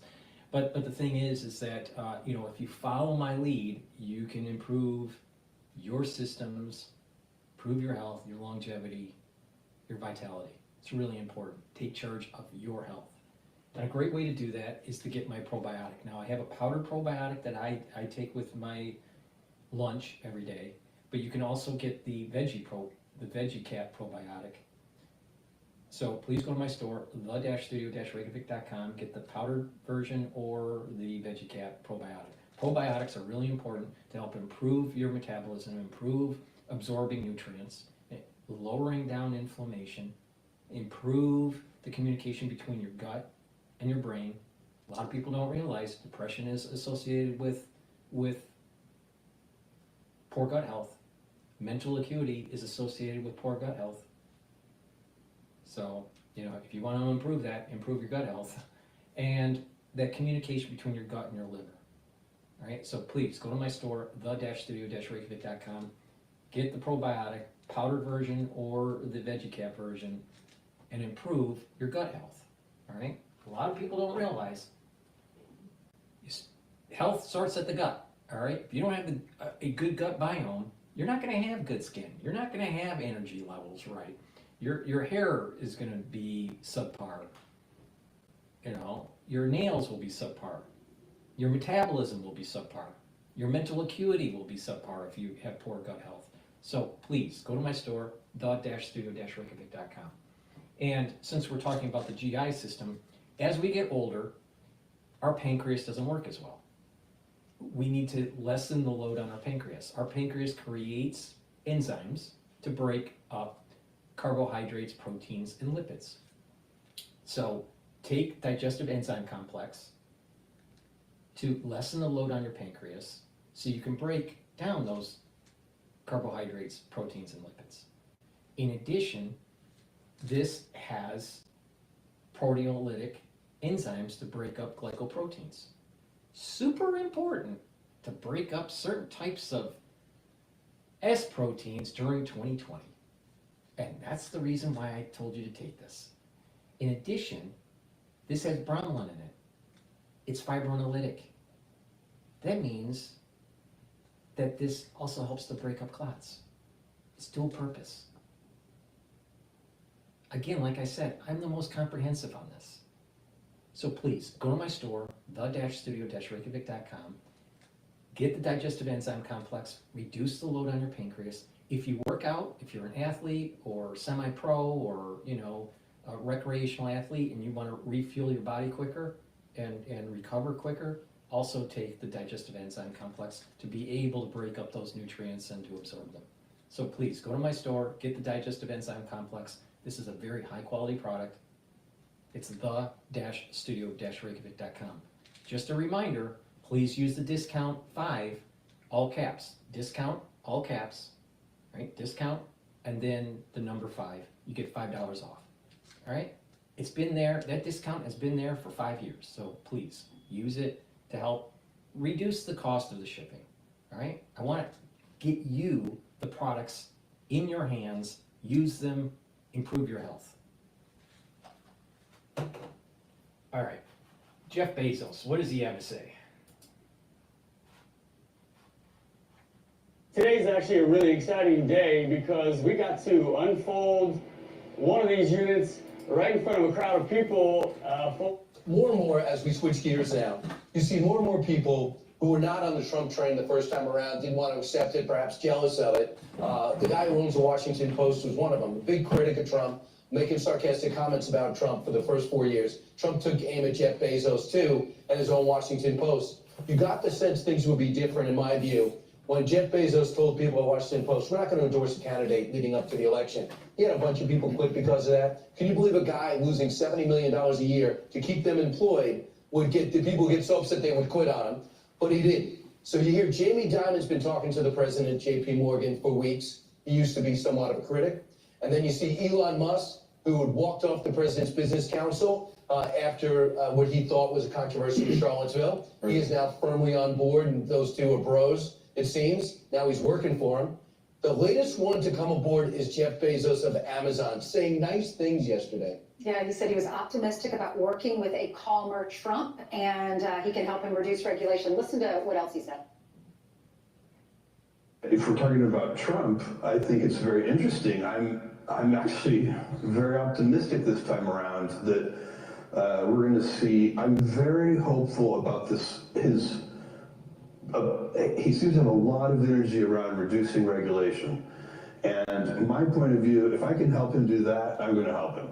Because we do have too much regulation in this country. This country is so set up to grow. He's absolutely right. And so later today at 10 o'clock this morning, the Department of Government Efficiency, DOGE, which is being headed up by Vivek Ramaswamy and also Elon Musk, they're going to go to the U.S. Senate. Joni Ernst is going to be hosting them this morning. And then this afternoon at 3 o'clock, they're going to be meeting with both houses at the behest of Speaker Mike Johnson. And what's interesting about this, and this kind of dovetails, Brian, to your point about how some people who were not Trump fans in the first Trump administration are now coming around. This includes a bunch of Democrats. There's a thing now in the House called the DOGE caucus.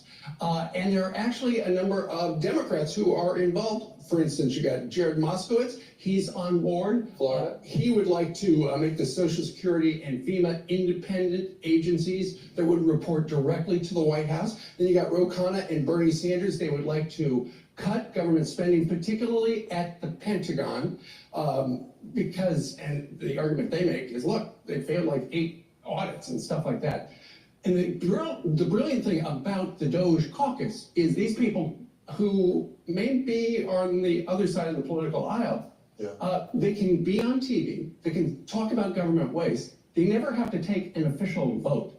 So in other words, it sure looks like they want to cut stuff, but they're not really cutting. Yeah, but listen to the elites in their comments. Jeff Bezos said, oh, he's for deregulation. Okay, he was the first time as well. The only difference is that you have a political mandate that just happened. You have the popular vote and electoral college. You want every single swing state. And so I think now these people, you got even Mark Zuckerberg that's saying that he likes Trump now and wants to have conversations with him. He did have the conversation. He thought that it was fantastic what Trump did after the attempted assassination. He goes, he's never seen anything so courageous in his life. But they have the political cover now. They didn't have the will before. I'm not going to condemn them for coming on board, but I do feel like there are some Johnny-come-latelys right now that the American people have finally spoken. There's a lot of us out here that just want a free market system, the border to be secure. I know what you're saying. And now they're on board. At least acknowledge you're wrong. You're wrong. Like Mark Zuckerberg, if you want to impress me, do what Elon Musk did. Let journalists go in to the Twitter files, go into the Facebook files. I want to find out exactly what you were up to in 2016 and through the pandemic. Expose what happened. Maybe you didn't know, maybe you did know, and find out who was really. The thing is, I was censored on Facebook when trying to inform the public about what happened, during the crisis and how to mitigate it. And I still have to play, whack-a-mole with YouTube. But, the thing is, I'm still alive, still kicking.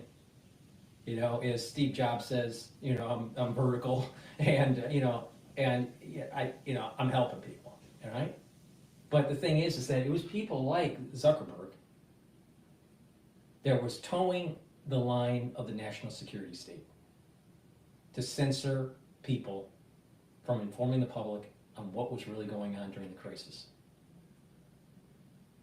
And some agencies, some media outlets were demonizing people that were covering this. And the reality is that I wasn't wrong. I was 100% right. 100%. I said that there was a crisis. It involved the way, it involved man-made things that were in a laboratory, that were released on purpose, that caused harm. Released on purpose, all right? And it wasn't the first one. There were actually 3 that were released on purpose. So, but the thing is that, and then I also warned, the treatments and, the inoculations and the problems with unproven technologies, unproven biotechnologies that ends up activating human line 1, that ends up integrating into genomes. Talked about AIDS-like syndrome and how it's affecting the immune system. Talked about turbo cancer. Oh, it's up. It's up by a lot. Autoimmune disease. And I warned the public, you got to get to the root cause. And the root cause is a runaway national security state doing things in a laboratory they shouldn't be doing. But too many people are focused on inoculations. Just stop the inoculations. That's not the root cause. The root cause is what they're doing in the laboratory. And it was Zuckerberg that censored me, because he was towing the line for the national security state. It's not a CCP virus. It's a USA CCP virus. I am 100% positive on that.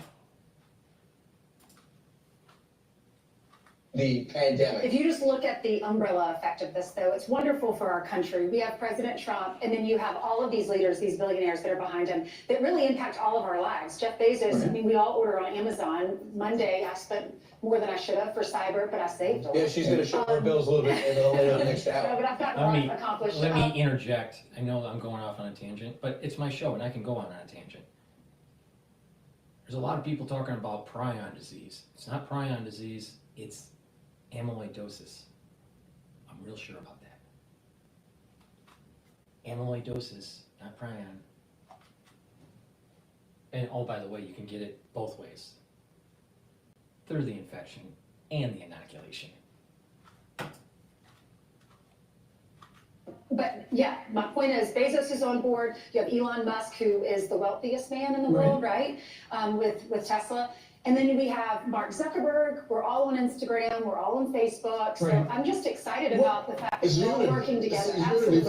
Well, it is unity, but I'm always skeptical. They're doing it because it's their hives. Mark Zuckerberg, now that Donald Trump is in charge of the federal government for the most part, Mark Zuckerberg doesn't want Donald Trump to regulate social media. He doesn't want them to open up and take a really good look at a lot of this stuff. And that's why a lot of these people who suddenly, we didn't hear a lot of them say anything before Trump was elected. Exactly, because they're afraid that it's going to be exposed. The Smith Modernization Act was being implemented at the social media level, where you had agencies within the government dictating what could be posted, which should be posted. So what that does is it creates psyops, and it also censors real information that people needed to save their life, all right? And they have also infiltrated the mainstream media. So they've infiltrated the MSNBCs and the CNNs, and have guests on pushing an agenda for the national security state. But then you have this whole new thing in the United States and worldwide, social media, which is more chaotic, decentralized, but they paid Facebook, national security state, paid Facebook to have employees to censor people.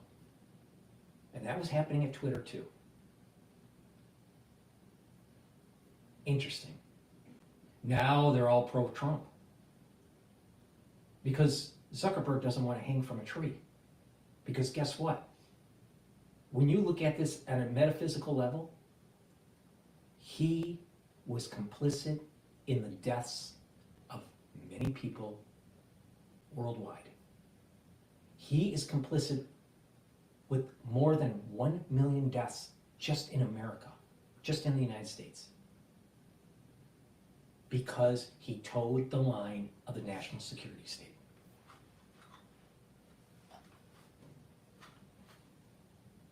And I'm not speaking in hyperbole. This is what happened.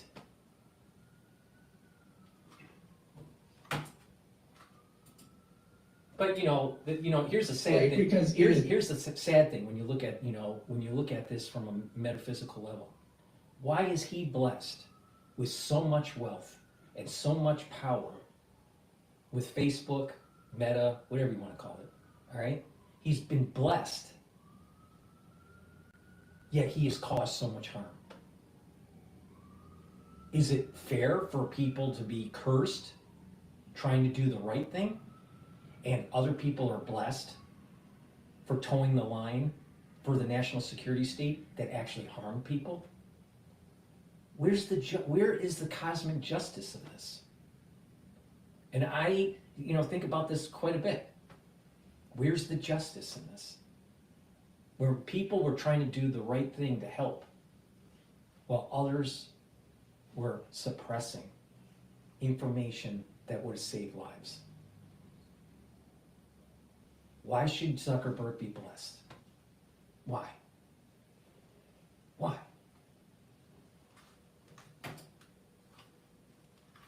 By the kiss in the ring. they are indeed, and you know what? If that's what it takes for Donald Trump to get them on board, looks like they're on board. Well, they're successful businessmen. Maybe they'll get our country in order and cut out some of this waste. Yeah, for our but person. also with the lack of regulation needs integrity. I don't want to just drop the regulation and then let these guys go to town. I hope they do it with integrity, because those regulations will come right back. Speaker Johnson said he would like to axe PBS and Planned Parenthood when he was on with Martha. Right. So we'll see. I'm Steve Ducey. I'm Brian Kilmeade. And I'm Ainsley Earhart. And All right. click here. So we'll go back to Bloomberg. They're on a commercial break. Just to give an update on the market, the S&P 500 is trading at 6,079, almost 6,080. VIX is trading at 1362, and the Euro USD is at 1.056. What is interesting to take a look at is the USD yen trade is at 150.2. So dollar is strengthening against the yen, but weakening against the euro. The oil trade is at about 68.80 a barrel. Please help support my work by helping support your health. All right, go to the store and get the supplements. Lignans is a powder. You mix it with your food or filtered water or a smoothie, and this will help with your immune system. This will bring down inflammation, and it's an antioxidant, so it's going to soak up free radicals. Really important. So please, boost up your immune system. We've gone through a tumultuous period in 2020. And a lot of people's immune systems are disrupted. It is important, I can't say this enough, it is important to boost up your immune system. Go to my store, the-studio-reykjavik.com, get the lignans, bring down inflammation, and soak up those free radicals. In addition, this helps with your endocrine system for males and females. Multivitamin. This multivitamin is easy to digest. You need multivitamins because they're cofactors for enzymatic activity. That means that if you have the cofactors, your enzymes are going to work properly in your cells and your cells are going to function better. Go to my store, get this multivitamin, add it to your daily routine and add it to your stack.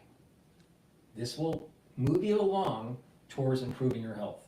Please go to my store, the-studio-reykjavik.com. Now people would say, well, what's in it? Well, I don't have time to read everything that's in this multivitamin. So go to the store, take a look at the label, and you'll know. But it's most of the vitamins that you would need for your daily, your daily dose. So please go to the store, the-studio-reykjavik.com. Good night formula, really important. Good night's sleep is important for your health.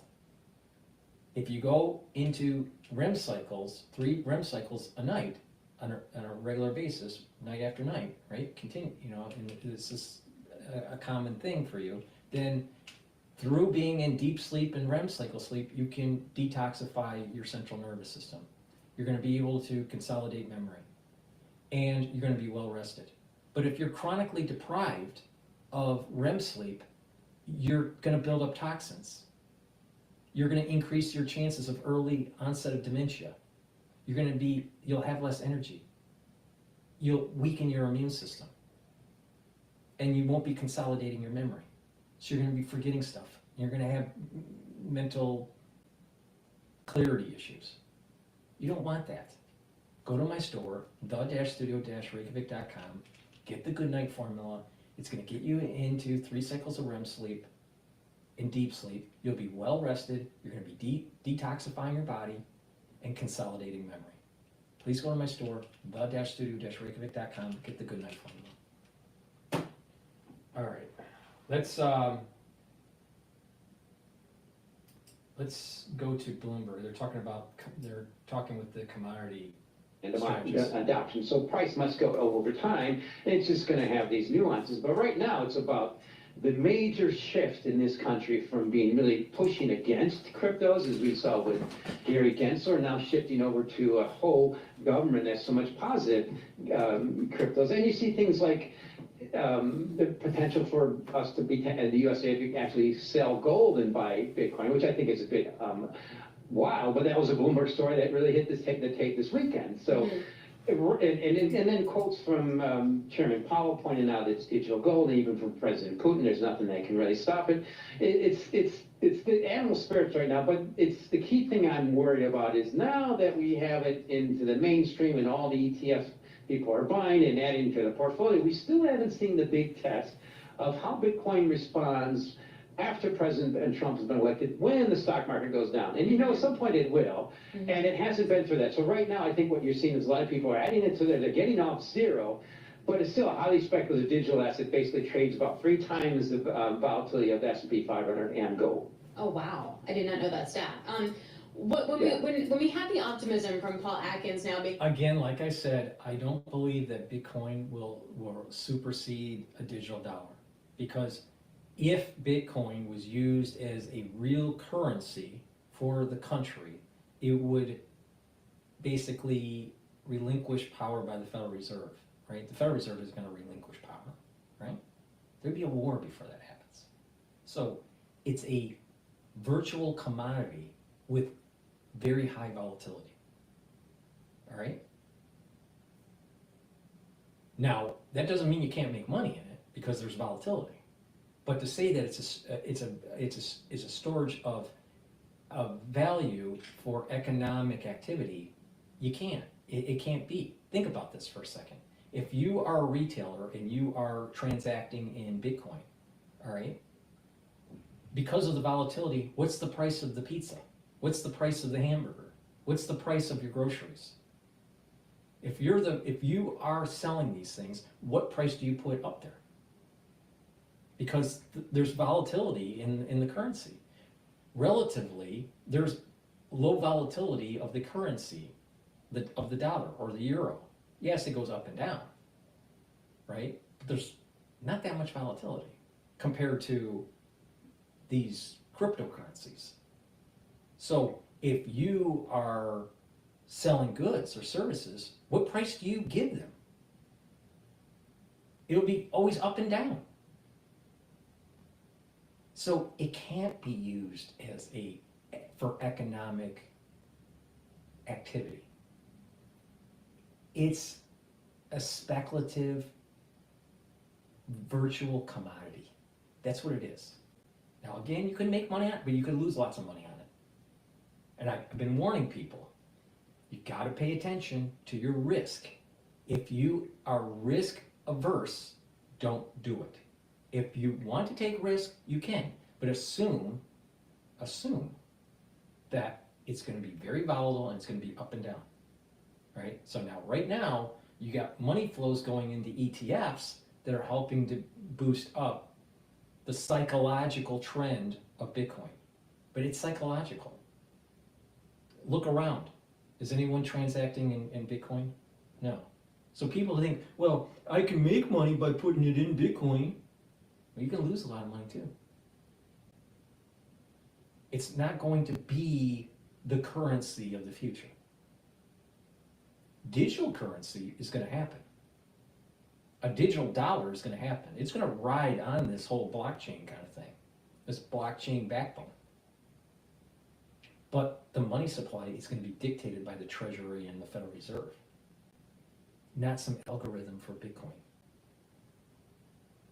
So just pay attention to what you're getting into.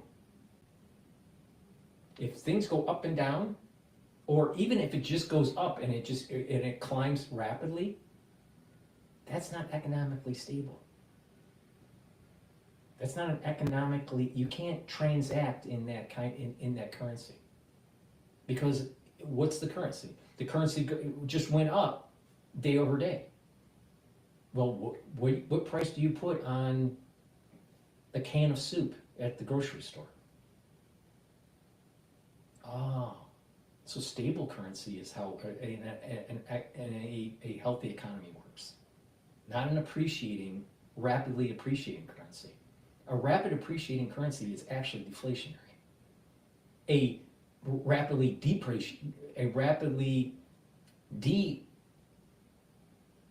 devaluing of a currency is inflationary. Oh, make sure you understand what you're getting into.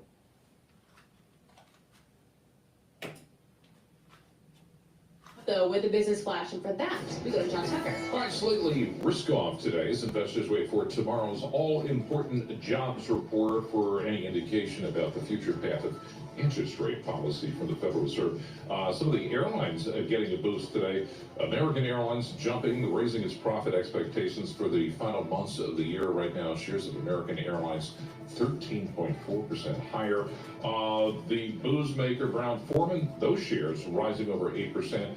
The company reported earnings per share and organic sales for the second quarter. That beat the consensus estimates. And then Dollar General shares, they're gaining. Analysts highlighting the discount retailers better than feared. Third quarter comp sales and the gross margin there as well. And meantime, David Leibovitz at JP Morgan Investment Management says, you know what, a number of factors have shifted him now away from fixed income and more into stocks. Deregulation, tax cuts, so on and so forth. We wanted to lean more a little into the equity side, one where valuations are more attractive, than the Mag 6, but also where we think there will be a direct benefit from some of the policies that will come through starting next year. Right now, the S&P 500 just 5 points lower, 6,081 after yesterday's record close. The Dow 76 points lower. That's down about 0.2%. The Nasdaq 133 points lower. That is down about 0.1%. Let me just give you an update on the story that we've been following since yesterday. This is the shooting in Midtown. ABC says police appear to be closing in on the identity of the suspect who gunned down United Healthcare CEO Brian Thompson. They've sought a search warrant for a location in New York City where they believe the suspect may have been staying. ABC also says police now have a pretty good sense of who the shooter is. They're still looking for him. He did leave clues at this scene.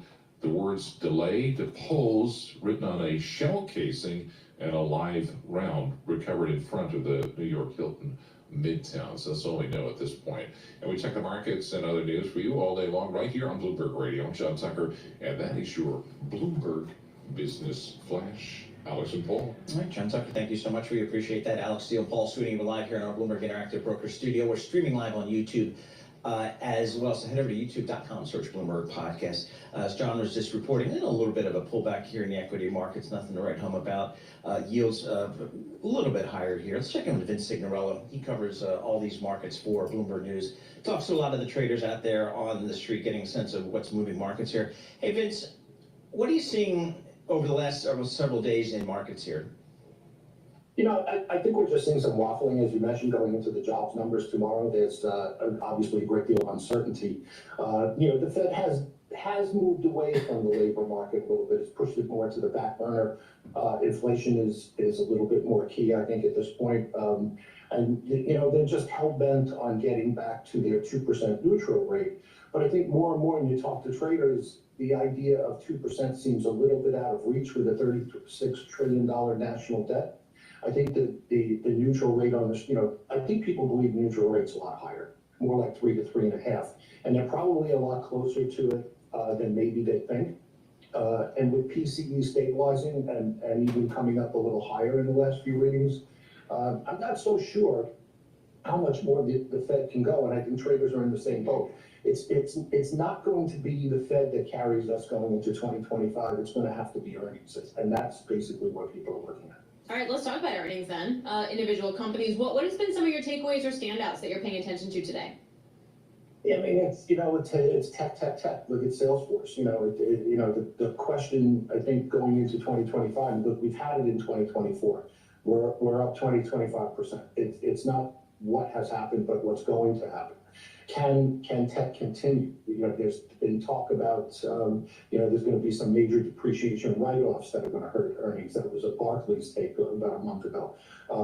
You know, will tech be able to get the returns from the investment they're putting forward? And, you know, realistically, that more or less that's a 3 to 5 year period. So not so sure 2025 earnings are going to be able to keep pace with 2024. So might be a little bit of a headwind going into next year. Hey, Vince, we're keeping a close tabs on what's happening over there in France, and we've seen some weakness in the euro, but it seems to have recovered here and kind of steadied here. What are you hearing from some of the folks in the currency markets? You know, it's the response, and I heard you mention that there's going to be an interview with Le Pen later with Francine. It's going to be interesting to see what she has to say, because the response so far from Le Pen has been cordial, for lack of a better word. Macron doesn't need to resign. They're going to pick a new PM. We're likely to hear about that later tonight. Macron is supposed to speak, I believe, at 8 p.m. France time, European time. And so we'll get an idea what's going there. But you know, there's not been this sort of tit for tat fight between, you know, the left and the right that markets had anticipated with the fall of the French government. So it's going smoothly, so no one's really upset about it. In Vince's former life, he used to trade FX, so he's still a recovering FX trader on that end. But I did want to ask and tie it into equities too, because I feel like U.S. exceptionalism, I can't find a really strong argument against it when it comes to the equity market, and I'm wondering if that continues in the FX market as well. So here's the thing. Yeah, the dollar is big. It's going to stay big, I think, for a little while. It's down a little bit today, but nothing substantial. The problem with tariffs is, in the long run, it substantially hurts the currency. So depending upon Trump's take, whether this is just a little bit of fear-mongering, just trying to like gain some leverage in negotiation on his part, or if tariffs really become a major play, it's eventually going to hurt the dollar. And there's, you know, quiet talk yesterday. It's not made a lot of headlines. His pick by Navarro as a trade advisor could have very substantial implications next year as to what that tariff situation looks like, in particular for China's offshore currency, and what that means for basically import-export prices next year. Could be very detrimental. All right, Vince, thanks so much for joining us. Vince Signorello, Bloomberg macro strategist for Bloomberg News, joining us via Zoom from the home. If it was potentially so detrimental, why is equities going up? I'm telling you, the Trump trade is going to carry on for a while. All right, There's going to be a little bit of a hiccup with a little bit of a profit taking, maybe a 10% pullback, but it's going to continue to rally. This is kind of we're in a sweet spot right now. I want to go to Fox talking about Kash Patel potentially becoming the FBI director. I support Kash Patel. I think that he would be a great FBI director. But before I do that, please go to my store, the-studio-reykjavik.com. Like I said, get a good probiotic. This one is the powdered version. The one I showed earlier was the veggie cap version. I use this version. I mix it with my hummus every day. For lunch, it's a great way to take a probiotic. You can mix it with water, filtered water, mix it in a smoothie. It's up to you, right? I prefer to mix it with hummus. You can mix it with yogurt, whatever. So please go to my store, get the powdered probiotic. It's a great way to take the probiotic. And you get all those benefits like I mentioned earlier. Vitamin B complex, really important. The first few B vitamins help with your mitochondrial health, with the electron transport chain. That's where you build up most of your ATP, your energy source. Vitamin B complex also helps with your red blood cells. It helps with your neurons. When you get older, you need to improve your neural health. And a great way to do that is to take vitamin B complex. So please, go to my store, get the vitamin B complex, boost up those energy levels, have better cellular metabolism, and improve the health of your neurons. And immune system, boost up your immune system. Take vitamin C every day, all right? You don't want a bad immune system, right? But vitamin C also helps with your skin. It cross-links with collagen. So go to my store, the-studio-reykjavik.com, get the vitamin C, take it with filtered water, helps with your immune system, helps your skin, right? By cross-linking with collagen. Go to the store and get the collagen too, right? It's a great way to improve your joints, your skin, your bones. So please, go to the store, the-studio-reykjavik.com, get the vitamin C, boost up your immune system, and cross-link with collagen. It's dual purpose. So with that, I want to go and review what Fox Business was talking about Kash Patel. This toothbrush isn't for everyone. We know buying a toothbrush isn't easy, especially when every model looks the same and tells you features like 6 brushing modes, AI. Well, welcome back to the show. Great pleasure, Senator Mike Lee of the great state of Utah. Senator Lee, thank you, sir. Happy holidays and all the rest of it. I just want to start. I'm very concerned, maybe I shouldn't be, Kash Patel as the FBI director. I think the FBI needs major house cleaning. We've got to clean these stables of corruption. And I just want to get your thinking about how Kash Patel looks for confirmation. Look, I think he's in good shape. In my view, Larry, there is not a good reason for any senator, Democrat or Republican, to oppose Kash Patel. He's prosecuted more cases than Kamala Harris ever did. Now, the media obsessively trashes Kash Patel while ignoring the entire Biden family enterprise. And an outsider like Kash, with his unique blend of experience, represents an intriguing candidate for spearheading reform that's badly needed inside the FBI. So I look forward to voting for him enthusiastically. I encourage all of my colleagues, Republicans and Democrats alike, to do the same. Yeah, I personally, I'm not in this process this year, but personally I didn't even want the FBI to do any vetting. I've lost confidence in the leadership of the FBI, but apparently the Senate will let the FBI do some vetting. But Kash Patel's a guy, I agree with you, he's had so many positions, he's a strong guy, he's a knowledgeable guy, and I can't imagine voting against him. Now, the other one, Senator Lee, I want to ask you about... Before we leave Kash, though, I just want to say that one of the reasons they hate him is because of his involvement in uncovering the Russiagate hoax. Yes. That positions him uniquely to address the political biases within the FBI. And I think that's exactly why they hate him. Now, a lot of the there needs to be a major restructuring of the national security state, a restructuring of the FBI, restructuring of the CIA, restructuring of the NSA, the TSA, Homeland Security, because they were eroding the constitutional freedoms of American citizens. And not only that, they promulgate this never-ending emergency power that happened right after 9/11. Now, I'm a little concerned about what's going on in Syria. Is this another, chance for them to gain emergency power? I'm concerned about tactical nukes that go off in European theater. Is that a means for the national security state to try to get more power? Possible. I don't trust them. Never have, never will. Especially with what they did to the American citizens during the crisis of 2020. And then, the demonization of people that voted for Trump or voted for the Republican Party. The demonization of individuals wanting to protect constitutional freedoms. The demonization of people that wanted to have autonomy over their body and not be dictated by HHS on what they should be doing. Yeah, the deep state needs to be restructured. The hate directed toward him is sort of broad invective.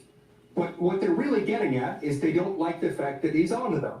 And that's exactly why we need him in there. Yeah, that's a great point. He blew the whistle on the Russian hoax. He blew the whistle on the FBI informant deal. You're 100% right, sir. Thank you for that. The other one, Pete Hegseth.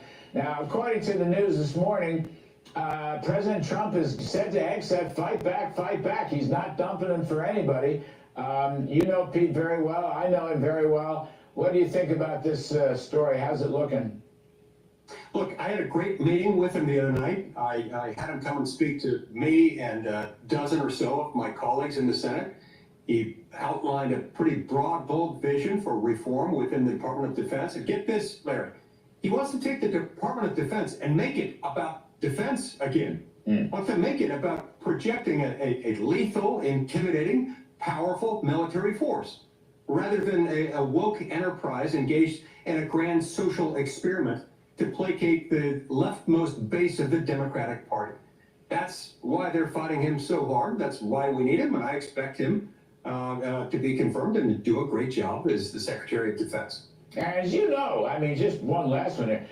Pete Hegseth is a highly decorated combat veteran, serving in 2 theaters. I mean, for some reason, these left-wing media reports don't seem to include that. He has a couple of Bronze Stars, if I'm not mistaken. He may have other decorations as well. I mean, he's a total patriot. He's put his life on the line for the country. As he explained to us the other night when we met with Pete Hegseth, he, as a warfighter, is going to be focused on the warfighter because that's what the Department of Defense ultimately is about. It's not about creating more flag officer positions, of which there's been a gross proliferation over many decades.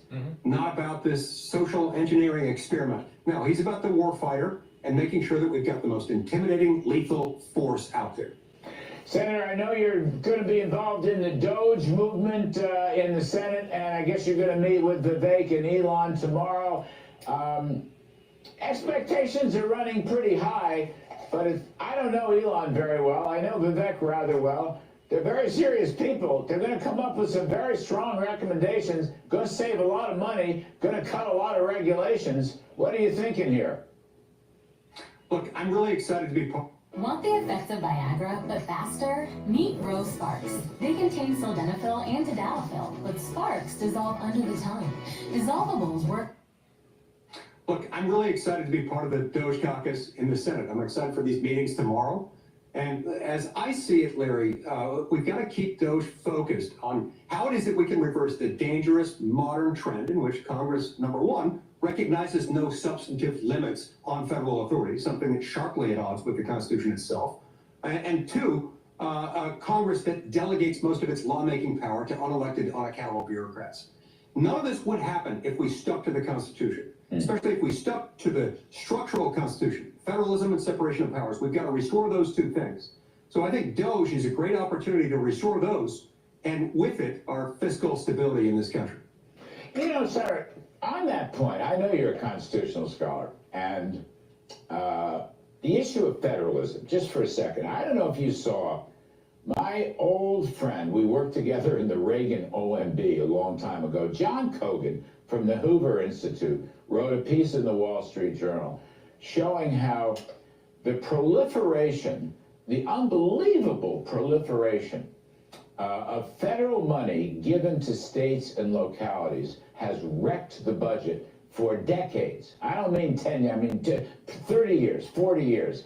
And this is something that federalism, I mean, these are things, functions the states and localities should do if the voters wanted to. This is not something the federal government should be financing and running. I mean, with startling numbers. I don't know if you saw the Kogan piece. He's an old pal, he's a smart guy. But you know, you're talking about the kind, why can't we apply federalism? Let's push all these so-called grants and assistance and welfare spending, push it down, get it off the federal books, let the states and localities, and if the voters down there want it, fine. They may not want it, as it turns out. What do you think about all that?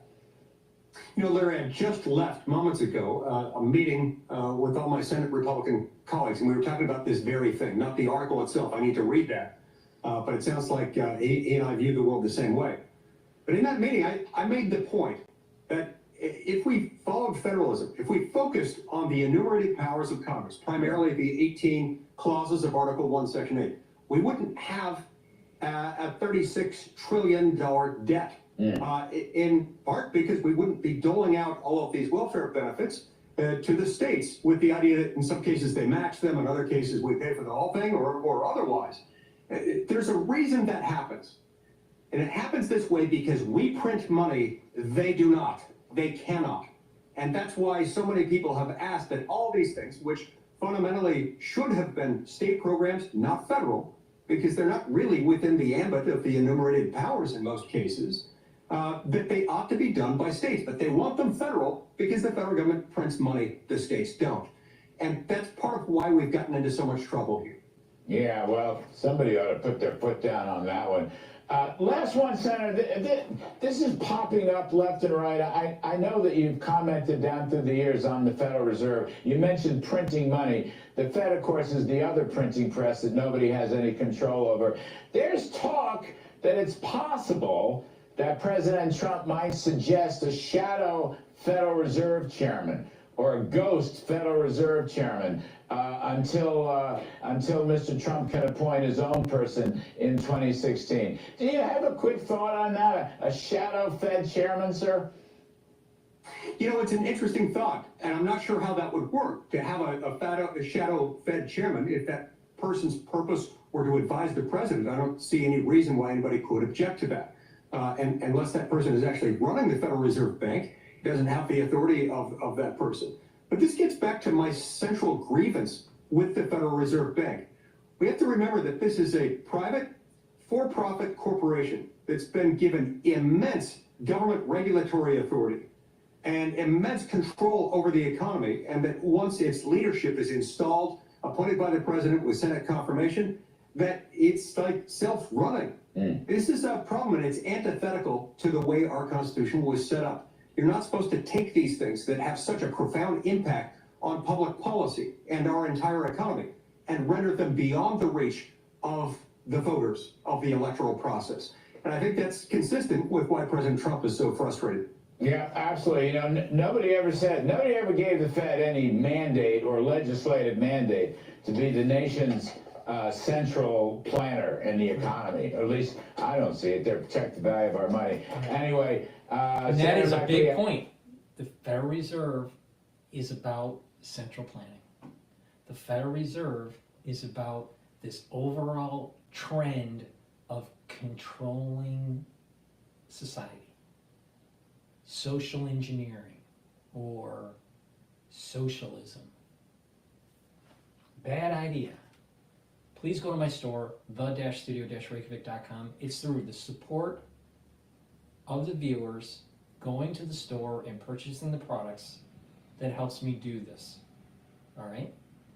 In addition, it's a win-win for you and for growing the channel and doing these things by getting the supplements and improving your health. So please, go to the store, the-studio-reykjavik.com, and get NAD+. NAD+ is a supplement that I've added to my stack. The reason why I added it is that it helps with increasing the energy levels. It also helps with healing DNA damage. See, as we get older, we start to accumulate DNA damage, but we have mechanisms in our cells to repair that DNA damage.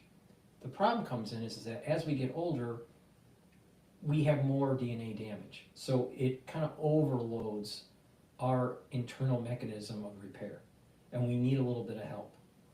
NAD+ helps with that, with helping the DNA repair mechanism to be able to repair that DNA. So it is a supplement to take to boost up your energy levels, but also to help to repair your DNA damage. In addition, NAD+ is very important to help with neural health and neural protection. As we get older, our neurons don't function as well, and we need to take supplements to help with that. This is synergistic with other supplements like ubiquinol, resveratrol, C60. You'll notice there's a trend that I talk about with these stacks, and that is bring down reactive oxygen species, boost up that mitochondrial health, increase energy levels, right? And when you do that, it helps a lot of different systems in your body, especially your neurons. So please, go to my store, the-studio-reykjavik.com, and get the NAD+. If you're 40+ years, you should be taking NAD+ just to protect your neurons, all right? Because by protecting your neurons, that means you'll have better balancing. By protecting your neurons, when you get older, you won't have as many gait issues. By protecting your neurons, you're going to be able to have better mental acuity. By protecting your neurons, you're going to have better muscle coordination. Please go to my store, the-studio-reykjavik.com, and get the NAD+. NAC is also a supplement that I've added to my stack. Why? Because it boosts up the glutathione levels. Glutathione is needed to soak up free radicals. So you have the C60 pathway to soak up the free radicals, and you have the NAC through glutathione to soak up other free radicals. And that way, by targeting free radicals differently, you can soak them up more, and you slow down the aging process and reduce the stress on the cell. As you get older, you start to accumulate a lot of free radicals, and you're going to have to soak them up, or it'll continue to do cellular damage. So what's important to do is to take NAC. This is stackable with C60 and ubiquinol and NAD+. So NAC will boost up that glutathione level, soak up those free radicals, right? NAC also helps to detoxify your liver and your kidney, especially if you take acetaminophen. And NAC helps to calm down the nervous system, reduces anxiety. So please go to my store, the-studio-reykjavik.com, and get the NAC. Resveratrol. It's an antioxidant, helps to get rid of senescent cells. It's stackable with C60. Resveratrol works really well if you stack it with C60 or ubiquinol or NAD+ or NAC. So please go to my store, the-studio-reykjavik.com, and get the resveratrol. I've been taking resveratrol for decades. So please go to my store, the-studio-reykjavik.com, and get the resveratrol. Now, with that said, I want to take a look at.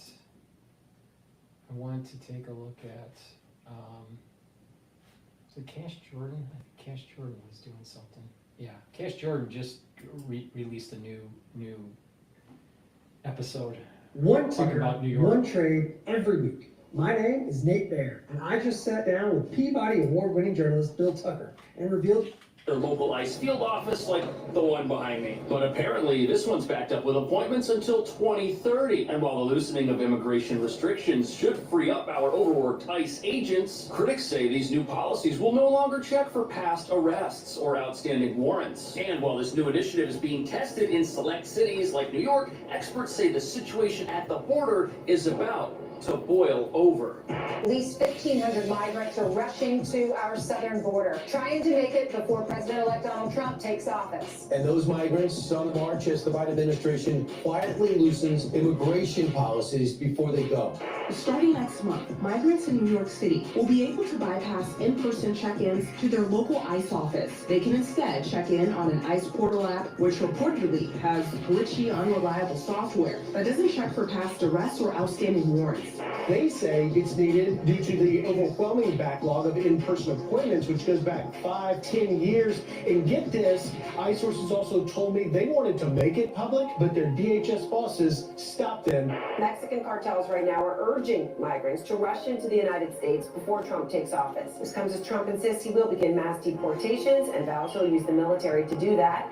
Ed Cuccia, a New York City immigration attorney, told The Telegraph that he had clients use the piloted app when it was being tested earlier this year, and says he doesn't think the system will change much, calling in-person check-ins a bit of a joke.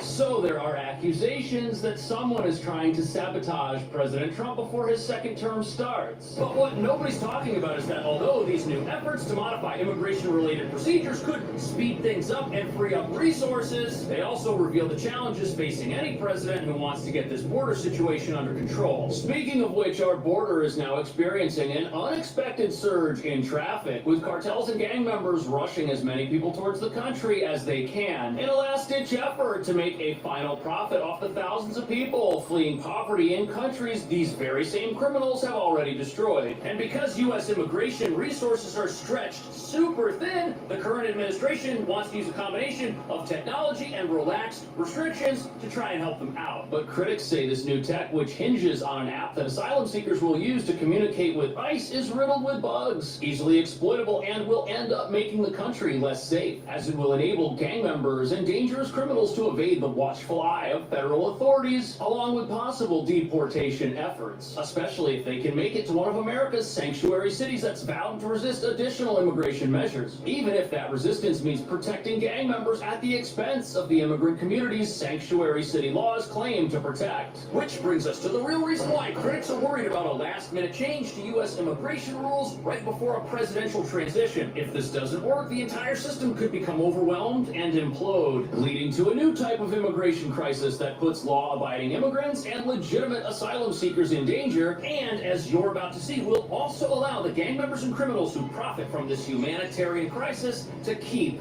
doing so.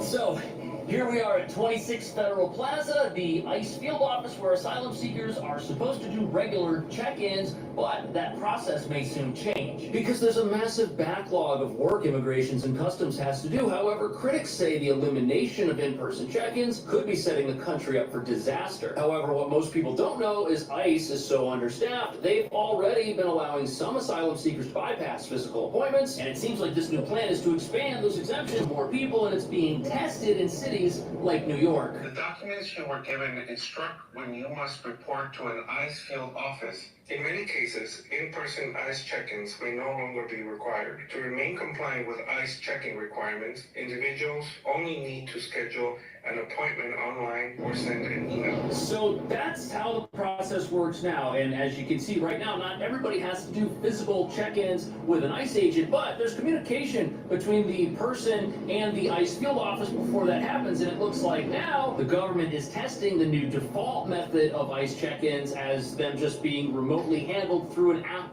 or a website. The New York Post has a couple of stories on this. Apparently, it's a pilot program being tested in select cities like this one. And you can tell that it gets busier. I mean, look at these barricades. They got a wraparound line operation going from the front door to the street. They got security out front directing people, telling them where to go. But critics say a technology-based approach that has cracks in it isn't the right way to go to solve this. And 20 years ago, if there was a line that was too long at a local ICE facility, you would hire more agents to help speed up the process. You wouldn't institute a new process that is different from the current process, which may be helping to keep the country safe. But here we are in 2024, and there are some who think that with a technological solution here, the same number of agents could still do their jobs without being overworked. And although in theory this sounds great, if this program does have lots of bugs and loopholes in it, and the wrong people figure out how to exploit this system, we could have problems. And according to the Post, critics are saying that there is no enforcement around proper use of this new system, and there are no consequences for people who don't use it as they are directed to. Now look, the vast majority of asylum seekers who are here, they're not here to become criminals or evade federal immigration authorities, but if someone is intent on doing that and they're not here for a legitimate purpose,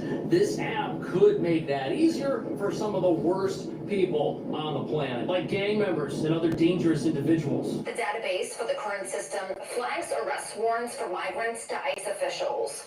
The outgoing Biden administration is allegedly loosening those restrictions and planning to launch a new ICE app. So from this point forward, it's going to look like every step in this process is being done to manage a humanitarian crisis or sabotage the next president before his term starts. But the problem is, if someone has outstanding warrants, criminal convictions, or arrests, the system will not flag that, which is something the current in-person process does. And that's a big problem, because if somebody says they're here claiming asylum, but their actions prove otherwise, perhaps that's something the authorities should look into. But if technology stops that from happening, people who are here to pursue something other than the American dream may get their chance to do it, and that's a bad thing. And that's especially concerning when you consider that New York right now is experiencing a rise in gang activity, with gangs like Tren de Aragua committing all sorts of crimes in the city while living in some of our shelters that are supposed to protect and help asylum seekers. And with this new system, if a gang member gets arrested for doing something and they check in with ICE through their smartphone or through a computer, no one's gonna know about it. And according to the New York Post's review of this whole program, this app has glitches where if you check in through a website, it doesn't accurately store the location of whoever it is that checked in, which means people could be checking in from...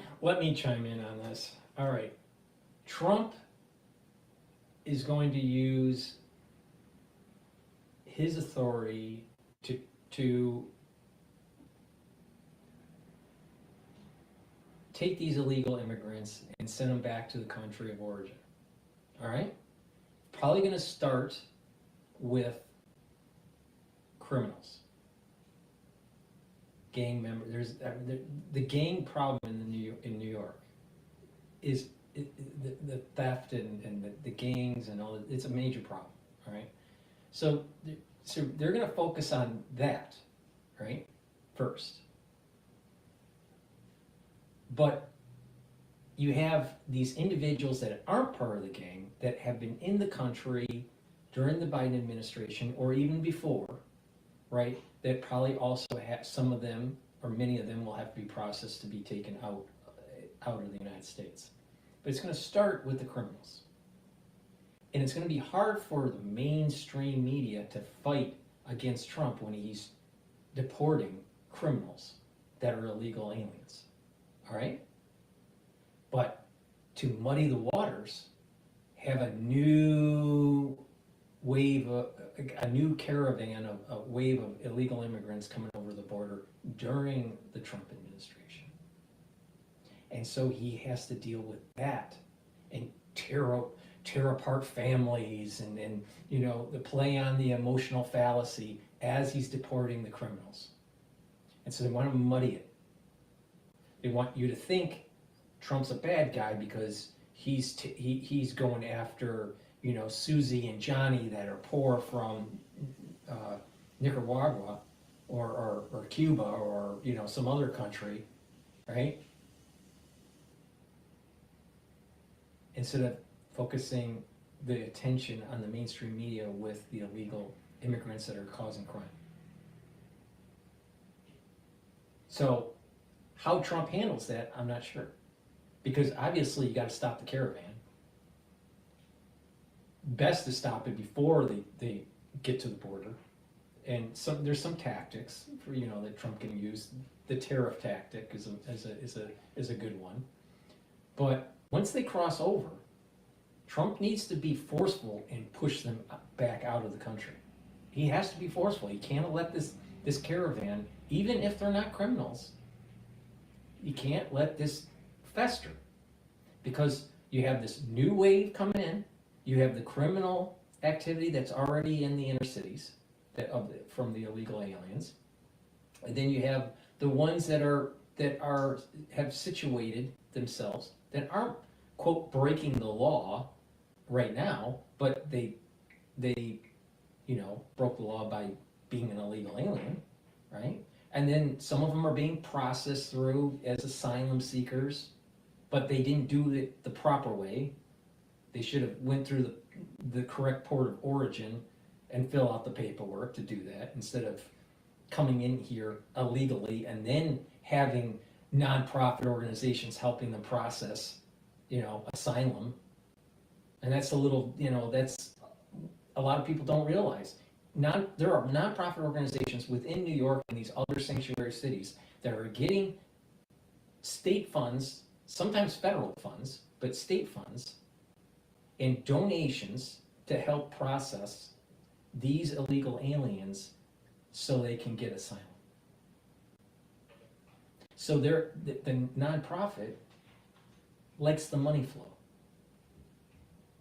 Even though that they're helping these people process their illegal immigration status into, a pending status because they're seeking asylum, the nonprofit organizations are helping this happen. Well, stop the funding to the nonprofits. That's another great way to do this. But Trump needs to make sure that he gets the illegal aliens that are in this country causing havoc out. And he has to stop that caravan, stop this inflow. And then after that, start going after the ones that have embedded into the society. It's like it's a multi-stage process. But I'm telling you, the Democratic Party is pushing forward to muddy the waters. So when Trump starts activating this deportation of illegal immigrants that are causing social disruption, the mainstream media is going to go, but look at this other caravan that's coming over the border, and you're kicking them out too. And that involves children. They're playing up the emotional fallacy like they always do. They always do. And we just got to be forceful. Clean up the mess that failed immigration policy has created for decades. But mark my words, the Democratic Party is going to use the mainstream media to try to muddy the waters the first month or two of Trump's administration, when they start to deport the illegal criminal activity that's going on, the illegal alien criminal activity that's going on in the inner cities, while this new caravan of people are coming through the Rio Grande. That's what's going to happen. Lovely. Unknown locations. We may have no idea where some people who could be dangerous actually are. Ed Cuccia, a New York City immigration attorney, told The Telegraph that he had clients use the piloted app when it was being tested earlier this year, and says he doesn't think the system will change much, calling in-person check-ins a bit of a joke. He says either way, the immigration... So we've got this app, it doesn't do background checks, but in New York, you've got an estimated 90,000 people that have to contact this field office and see if they need to come in. And hopefully this app is not rolled out in a haphazard manner to too many people at once. Because if it is, and the wrong people slip through the cracks before it's fixed, asylum seekers themselves could be put in danger. And that's because under the current system, gang members who live in our shelters would be found down, but now that's not going to happen anymore, and these people may keep staying there. And the problem with that is some of these gangs, like Tren de Aragua, specialize in human exploitation, and this is a humanitarian crisis. And the last thing we want to do is help people who are intent on making this entire humanitarian crisis worse at the expense of the very people who it's named after. But sadly, it looks like that very well could happen, and it's already happening because our current right to shelter system doesn't do any background checks either. That's how these gang members are getting placed in shelters next to families with little kids who are in elementary school. Nobody gets vetted before being moved into these places, and because it's a sanctuary city, police officers are not allowed inside to patrol them and look for criminals and keep vulnerable. Literally, this is one, not the only reason, but one of the reasons why New York is a shithole. It's one of the major reasons. Because there's too much crime, they're wasteful of taxpayer money, and people want to leave. People want to move out.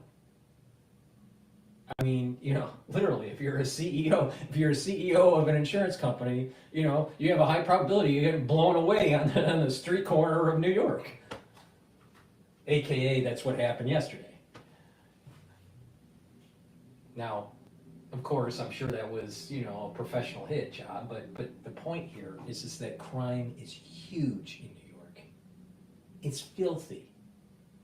It literally, the whole city smells like rat urine. The whole city. The whole city. It even smells more rat urine around, you know, the mayor's mansion. But, you know. And if New York is the canary in the coal mine for America, America is in trouble. I hope it's not. I hope it's not the canary in the coal mine. But the thing is that New York has been destroyed because of Democratic policies. Destroyed. And then you want to add in congestion pricing and hurt middle income people even more. Individuals safe, as apparently we've still got this idea in New York that law enforcement and immigration are somehow toxic to one another. And when you combine New York's sanctuary policies with other laws we have that have decriminalized things like robbery and assault, making them misdemeanors, it makes sense why crime here is spiraling in a direction nobody's happy about. We've essentially created an environment that allows those who are intent on exploiting and hurting others to continue doing that and get legal protection for it while they do it. Which is why it should be no surprise. They're getting legal protection because you got a DA that's not willing to prosecute, and you have nonprofits that are supporting this crap. Trust me, do not donate to a nonprofit if they're tied to immigration. Do not do it. Do not do it. I'm telling you, the nonprofits are heavily involved in this. And an endless flow of stolen goods continue to wind up being sold on street corners throughout many middle-class neighborhoods in this city, with the profits going directly into the pockets of some of the very gang members who are taking advantage of this whole situation, forcing their neighboring asylum seekers to join their gang, commit crimes, and they do this by threatening and intimidating them, saying that their families are at risk if they don't cooperate. And this is kind of concerning when you think about that this app is coming, it's got glitches, people can evade authorities by using it, and it could be rolled out to tens of thousands. I think Kash Jordan is doing a good job in exposing this, but let's just go at the 50,000 foot level by DrPaulCottrell. Let's stop trying to solve societal problems on a fucking iPhone. Let's get the basics. First of all, how are these people going to access? Do they all have iPhones? They all have smartphones? If so, how do they afford them?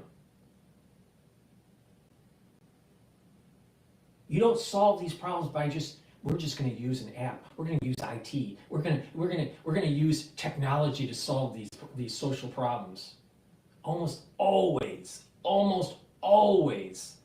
when government is using an app to try to quote streamline operations, it's a clusterfuck.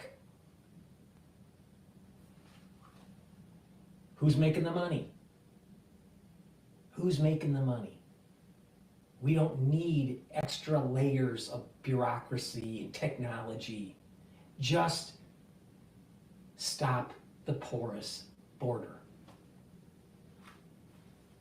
But we could do it, we'll put that on an app.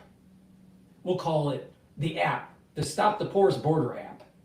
And as long as people log in, then maybe people won't come over the border illegally.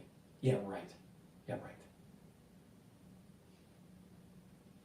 Too many people not using their brain. Too many people thinking, well, there's going to be an IT solution to this. You can see this in corporate America, where they IT too much. And then all of a sudden people stop thinking. And when you have a problem in your industry or a problem at your corporation, and because you have no one really thinking behind their monitor, then all of a sudden things start to fall apart. But you got an app for that. Use the brain, stop using the app.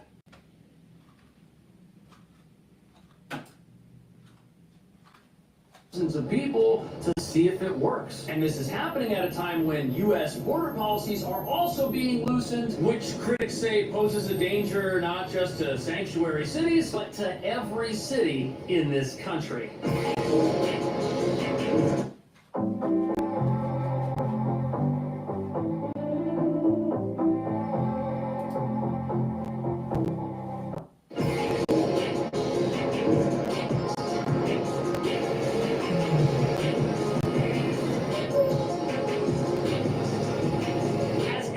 Restrictions are being loosened here in New York, and at the southern border, we've now got greater numbers of people heading towards the southern border than we've had in a long time. And they are being helped along by cartels and gangs who hope they make it into the country so they can make a profit before the next presidential administration starts. And for some reason, none of the people who are headed here seem worried at all about potential deportations. These 1,500 migrants are rushing to our southern border, trying to make it before President-elect Donald Trump takes office. And those migrants on the march as the Biden administration quietly loosens immigration policies before they go. So before we get into how these caravans operate and who it is that's behind them, you've got to understand that anybody... George Soros. into the country now, they would be a legitimate asylum seeker and they would have documentation that allows them to remain here while their asylum case plays out. And although you can blame politicians for this situation, it's hard to blame the people themselves, many of whom are fleeing poverty. Regardless, there's now concern that with immigration-related procedures changing in sanctuary cities like New York and along the border itself, more people who shouldn't be in the country could come here. And these dangerous criminals and gang members could end up having an easier time evading federal authorities, which, to be honest with you, is the last thing a sanctuary city like New York actually needs, because that's not good for people who are here in a law-abiding capacity, including asylum seekers, because this will only enable a criminal underworld set on exploiting others to continue doing just that while getting cover from our legal system. But even though President Trump got elected with an agenda to reform our immigration system and carry out mass deportations of people who shouldn't be in the country, many of the folks who are now on their way here do not seem at all perturbed by that, which could very well mean they're coming here in a capacity that is currently legitimate. I watched an interview where Trump said there will be a deportation of anyone who committed a crime from any country. But for an immigrant who hasn't committed any crime, there won't be a deportation. So I'm not afraid of anything. Whatever happens, the dream is the American dream. Wait a minute. They want to come over here illegally. It's still breaking the law. If you want to seek some sort of asylum, go through the proper channels. See, this is the problem. So they're being told, well, crossing the border illegally isn't really that much of a crime, so don't worry about it. And as long as you're an abiding citizen, you'll be okay. Now remember what I said on the previous video. New York City needs the illegal immigrants, kids, in the public schools. Because one, the citizens of New York, the American citizens of New York, are having less children. Or they're leaving the city. That means that the amount of seats that are filled in these public schools are going down. That means the funds that they get go down. They need the illegal alien baby, all right, kid in the public school so they get funding. And then on top of it, New York is hemorrhaging residents to other states. New York's worried about losing congressional seats. The population of New York is going down as a state. They need an inflow and then legalize them so they maintain congressional power. Oh, now you wonder why Schumer is so hell-bent on having this caravan. I'm telling you, our country is being run by jackasses, literally, by incompetence, and by people that are on the take, aka Schumer. Meant to be there. This caravan comes. So this gentleman, if he's willing to be on the news, he's probably not trying to sneak into the country. He's probably coming here in a capacity that will be approved, but you can't argue with his logic. In a few weeks, this might be impossible for many people, and the cartels and gangs that might help some of them get into the country are telling everyone. I'm sure that almost all of that 1,500 caravan is coming over the border illegally, not through a port of entry properly.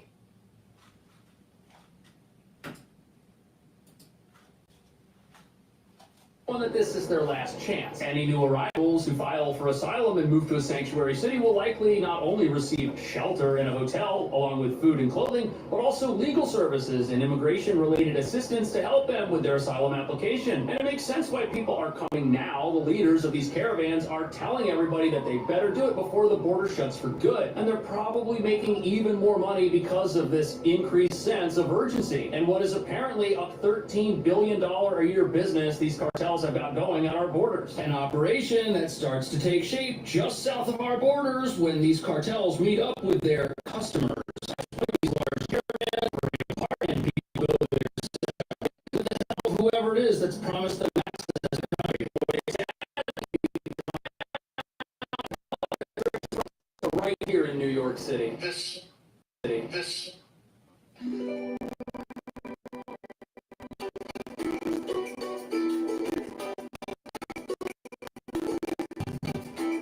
So right here in New York City.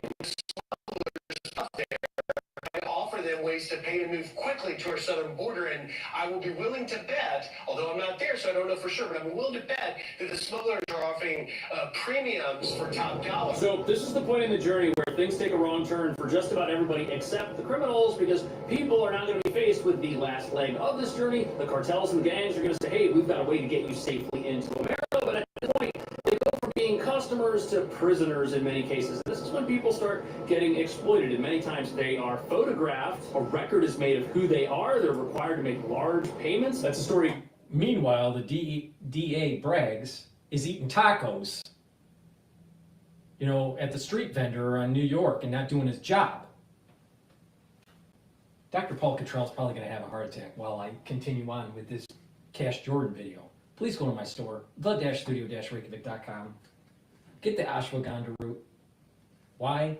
Because it controls your blood glucose levels and brings down inflammation. In addition, it also helps your cortisol levels. And I'm pretty sure my cortisol levels are skyrocketed now because of the illegal immigration policy in New York. So please, take the ashwagandha root, control your glucose levels, control your cortisol levels, bring down inflammation. Really important. Why? Because ashwagandha root is dual purpose. It can help with your cardiovascular health and help with your immune system by bringing down inflammation. It's synergistic with turmeric. Turmeric is an antioxidant, but it also brings down pro-inflammatory cytokines. It helps your immune system and your cardiovascular system. Take turmeric and ashwagandha together. I'm going to have to take turmeric and ashwagandha together. Why? Because I'm starting to get high blood pressure from watching Kash Jordan. Olive leaf extract, dual purpose. Help your immune system and your cardiovascular health. Take it every day, This is going to improve your lipid profile. That means that it's going to lower your LDL levels and increase your HDL levels and bring down inflammation. So please go to my store, get the olive leaf extract. Make sure you use discount 5, all caps, discount cap, and then the number 5, and you'll get $5 off. Back to New York. About here, a 28-year-old banker from Ecuador was escorted to a bank while his family had to wait with the criminals. But it doesn't stop there. This continues along their entire journey into the country, and it happens again once they get to a sanctuary city like New York, where you've got gang members living in the Roosevelt Hotel, which is also the welcome center for every single new asylum seeker who comes into the city. From the moment they get here and get placed in a shelter, gang members are watching them. That is absolutely terrifying. And these, in many cases, are well-meaning individuals, and if they get targeted for exploitation once and it works, it's definitely going to happen. They're still here illegally. They didn't go through the border port properly. Big problem. Big problem. Independent on the gang issue, which is a major issue, and of course Trump is going to focus on that element first. But I'm telling you, the Democratic Party is trying to muddy the waters in the mainstream media, and when they have that caravan coming in, and you're trying to deport kids, they're going to play up that emotional fallacy. It's hard to play up an emotional fallacy when you're trying to get gang members out of these inner cities that are illegal immigrants. But you start deporting kids, it's going to not look so good on the evening news by Lester Holtz.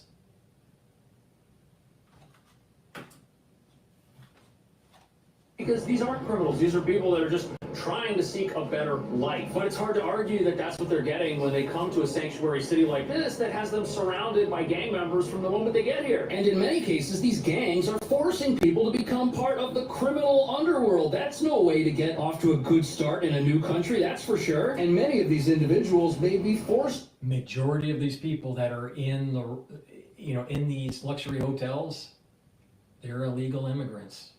They're not here legally. Now they're put on, they get here illegally, and then they're starting to get processed to get asylum. Now some of them will be denied, some of them won't. But they came to the country illegally. Why didn't they go through the correct port of entry and fill out the paperwork for asylum? Why? Because you're increasing your chances of getting in here and getting naturalized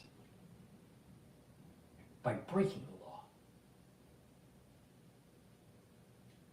But you're punishing the people doing it the right way. That doesn't seem fair.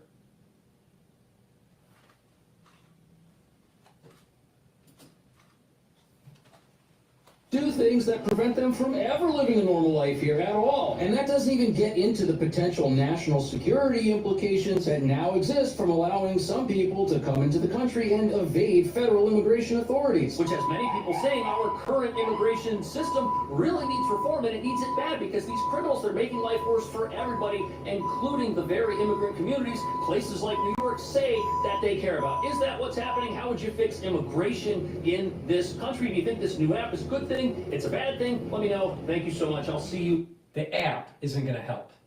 Apps don't help society. All right? Big problems can't be solved with apps on an iPhone or an Android. Secondly, to fix the immigration problem, you have to be assertive and say, you're here illegally, you don't get asylum. Period. Sorry. You want to get asylum? Go through the proper channels. Stop this horse shit. And the ones that are causing the crime and these gangs, they're illegal aliens, round them up and put them on a military plane and just drop them into their country without a parachute. You got to be forceful. If you're not forceful, they're going to keep on. The problem with Kash Jordan is that he kind of whitewashes the illegal activity of them coming over the border improperly. Stop whitewashing it. They came here illegally, period. There's no ifs, ands, buts about it. Now they work with nonprofits to try to, give them, some sort of status, pending status for asylum that could go on for years.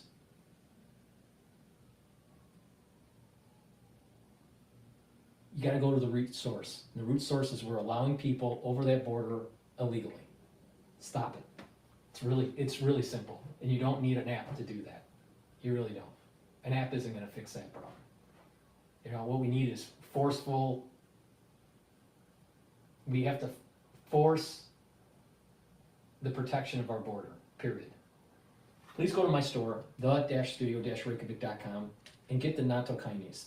This helps by lowering your LDL levels, increasing your HDL levels, and nattokinase can help break up clots because it's fibrinolytic.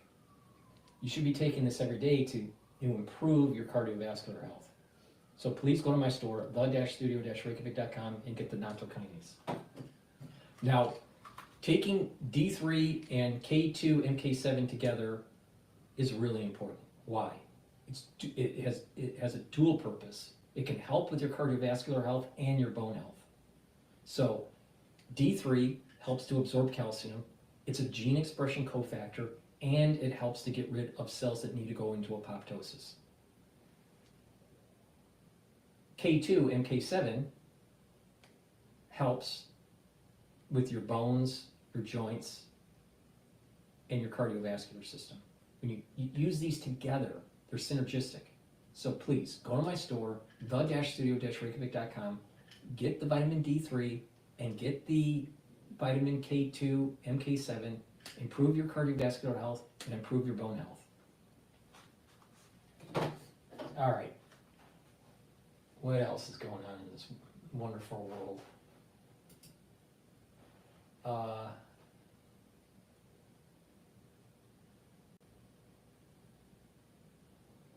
Ex-Pence advisor reacts to Kash Patel. Okay, this is CNN that was published 5 minutes ago about Kash Patel. Wealthfront offers a cash account that has one of the highest interest rates on the market.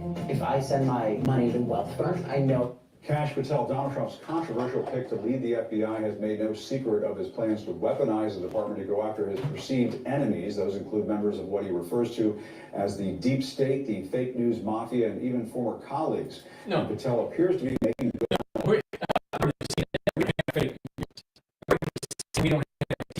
According to CNN, we don't have the Smith Modernization Act. According to CNN, we don't have a national security state that's going after law-abiding citizens. No, we don't have that. Of course not. Already before facing a confirmation process, threatening former Trump White House colleague Olivia Troy with litigation and demanding that she retract, quote, defamatory comments stemming from her blunt assessment of their time together. Let's take a listen to that. Kash Patel is a delusional liar. Let me just be very clear about that. And he would lie. Things up on operations. I think Mark Esper has talked about that as. Let me get this straight. Fake dog created by the Clintons, the Clinton campaign, Hillary Clinton campaign, promulgated by the CIA and MI5 or 6, whatever, talks to FBI saying, maybe there's some sort of Russian interference dealing with Trump. This is all happening during the campaign for 2016. FBI lies to judges to get warrants to do surveillance on Trump and his close advisors for the campaign. And she's talking about Kash Patel lying? Are you fucking kidding me?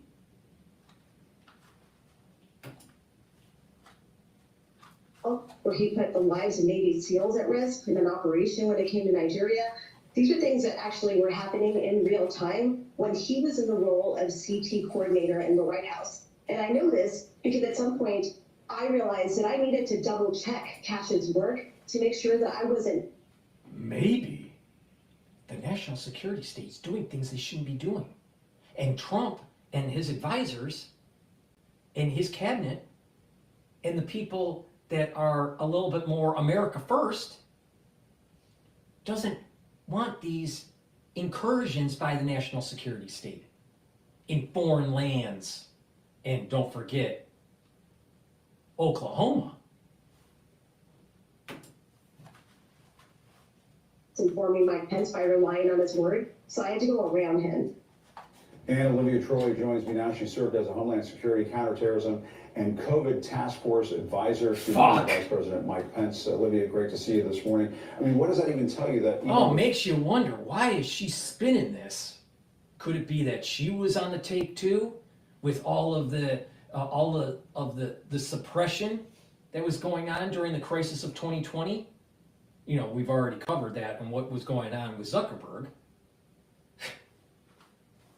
Yeah, put on the bright red lipstick and just tell us a bunch of lies on CNN. Confirmation hearings, he is threatening you for criticizing him. Yeah, I think it's a very clear sign of what's to come should he become the director of the FBI and how he's going to conduct himself. I mean, we should take him at his word. These are things that he has threatened in the past.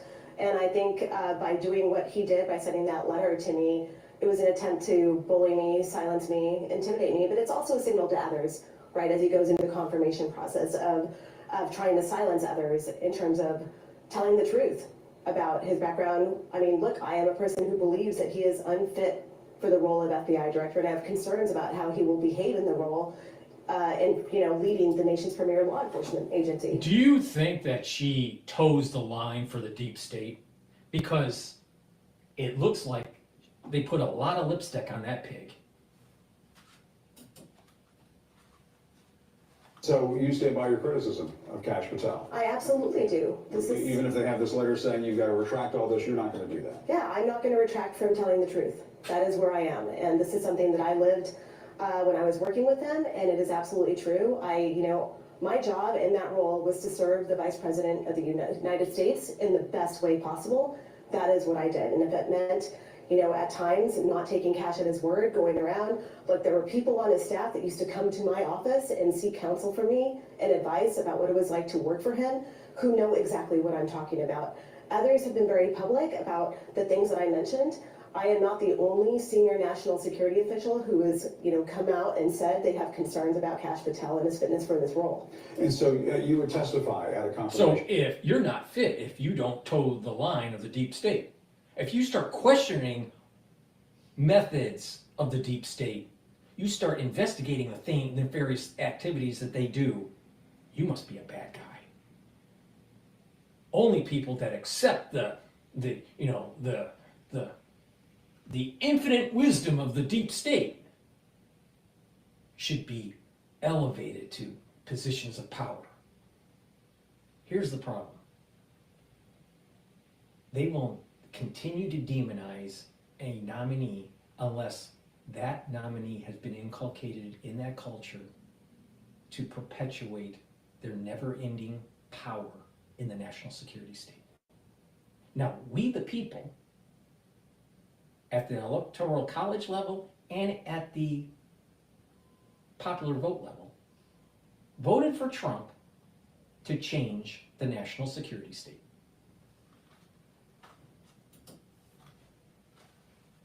Hearing, if called to testify for Kash Patel, and you think that is it possible that you were just mentioning other officials who worked around him during the Trump administration, is it possible we might see other former colleagues be called to testify who would have things to say about things that he did right, things that they think he did wrong? Yes, and the reason that I think this is so important is because we are people that worked in nonpartisan roles. That's how the national security community works, right? And that is why we're concerned, because when it comes to someone that's... Really? The national security works nonpartisanly? Really? Does it really? I don't think so. They went after conservative mothers They don't want drag queen activities in their elementary schools. The FBI went after them. How's that nonpartisan?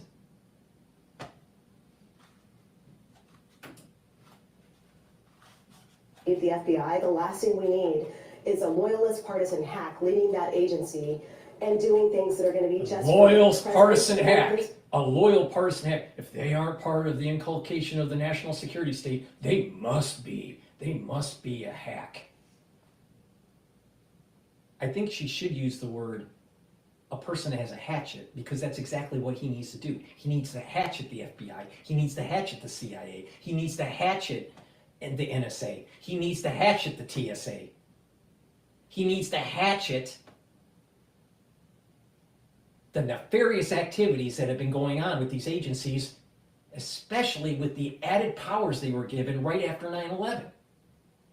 I mean, really, DrPaulCottrell just wants, please, give me a government that was a pre-9/11 day government. Why? Why do we continue on with this crap with the national security state?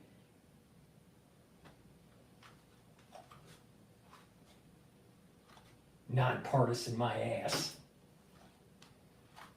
Personal vendetta, and that is why this matters so much. And I'm happy. I'm happy to go before Congress and testify and tell them what I know. I'm sure others would as well. And to be clear, I mean, if he becomes FBI director, I mean, he has talked in the past about going after members of the media, going after what he refers to as the deep state. Earlier this week. Yeah, see, you know, they want to, guess what? The mainstream media and certain platforms in social media were part of the Smith modernization, which was a domestic psyop on American citizens to manufacture certain types of consensus. Something's not going right, blame it on the Russians. Get people on MSNBC that watch it to be convinced that it must be Russian collusion. Must be some sort of Russian conspiracy. Never-ending world, never-ending Cold War. Never-ending Cold War. But didn't JFK say, before he got his head blown off, didn't he say, beware of these agencies that run rogue? And we're living it right now in 2024. We were showing an appendix from one of his books that shows this list of people that are from the deep state. It looks like an enemies list. I suppose he might say it's not an enemies list. Do you think if he becomes the FBI director that he will target people that he considers to be his adversaries or enemies, not only of Kash, but... He should, the word ain't target. The word should be investigate. Were they complicit in doing things that were a policy that was coming from the national security state that may have been circumventing people's civil liberties? Should our mainstream media be in lockstep with the national security state? Should CNN take orders from the CIA? I would think no. And the people that did should be held accountable. And so the mainstream media is all worried. Well, they're going to be targeted because they know they fucking broke the law. They know they broke the law. They know they pushed information into the mainstream to try to convince people about a lie. They know they lied. They know they were complicit. And now they're afraid that they're going to be investigated. But Donald Trump? Yes, absolutely. And I would say that, on that list are Republicans on that list. And I would say that anyone that he feels has crossed the president in the future should really think carefully about what it looks like to have the FBI run by someone. This is perfect. This, I'll tell you, the deep state is trying to muddy the water to try to convince that, you know what, it's the Trump administration that's out of control. What we have is a runaway national security state that's circumventing the Constitution and the balance of powers. Guess what? These agencies are underneath the control of the executive branch. They're not doing what they're not doing what the president's telling them to do, unless it's Obama telling them to look into fake dossiers against their political opponents and blame it on, some sort of Russian collusion. I'll tell you, this is seriously destroying our constitutional republic if we can't fix this. Now, is she smart enough? Is she just, is this her just perception? And she's not towing the line for anybody? I don't know. But the reality of the situation here is that there is a runaway national security state. And it especially has happened since 9/11 with their emergency powers that they were given. And they keep on creating another emergency somehow, some way. Or a need for them to be, where's the weapons of mass destruction? In Iraq. Wasn't that the reason why we spent $1 trillion there? Well, there weren't any. Oh, lovely. We'll tell the American public there's nothing to worry about 10 years later, after we spend all the money. After, thousands of soldiers were killed. Tens of thousands of soldiers maimed. That is what a runaway national security state does. Waste your money and causes our servicemen and women to be harmed. Behave in this manner. And this is someone, his demeanor when he was in the roles that I met him in, when he was working in the first Trump administration, this is how he behaved on a daily basis, was a division of always suspecting deep state people, always questioning it, hiding information, and I could... Candidate Trump in 2016 was targeted by the FBI on a fake dossier. The moment he gets into office, there was never-ending suspicion, never-ending, targeting by the national security state onto the Trump administration. Don't you think Kash Patel understood that? Don't you think that he was questioning the deep state because of their activities they were going on with candidate Trump? Fuck. On. So you think he could go after John Bolton? You think he could go after Lisa Monaco, Stephanie Grisham, people like that? All he has to do is just shave the mustache of John Bolton, and he's going to find the whole deep state in that mustache of his. Yes, and it is concerning.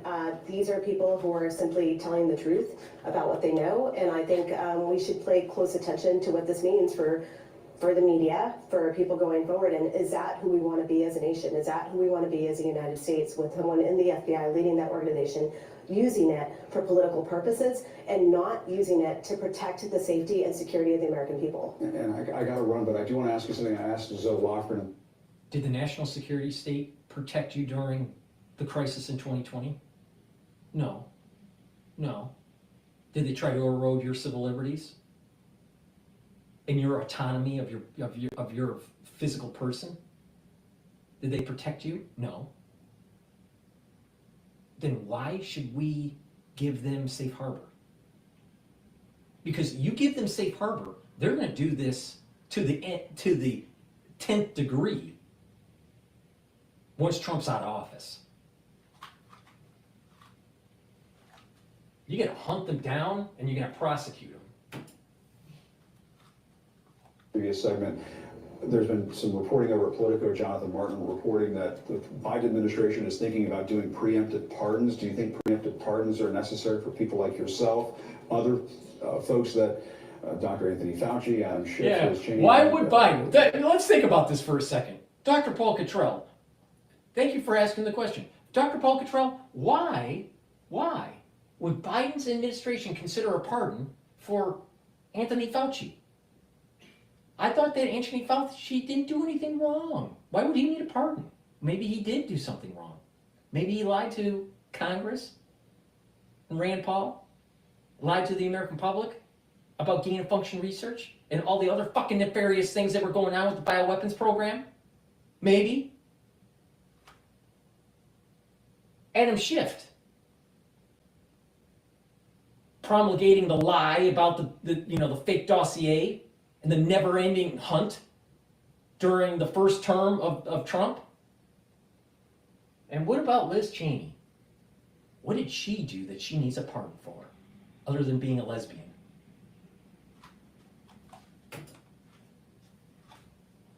That could be targeted by a Kash Patel-led FBI. I mean, it's certainly something to consider. I guess my question is, I have not done anything wrong. I know that. And I know that many of us who have just spoken the truth, all we're doing is speaking the truth.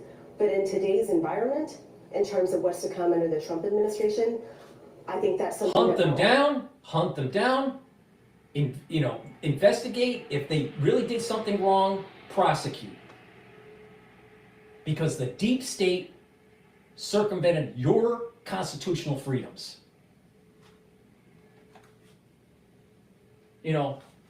Guess what? There's turbo cancer going on. And you had a national security state that tried to convince certain people about what was going on during the crisis. You had censorship going on. You had the Smith Modernization Act activated with mainstream media lying to the American public. And now you have people like me and others that are trying to inform what really fucking happened. Hunt them down. Because guess what? They were hunting us down.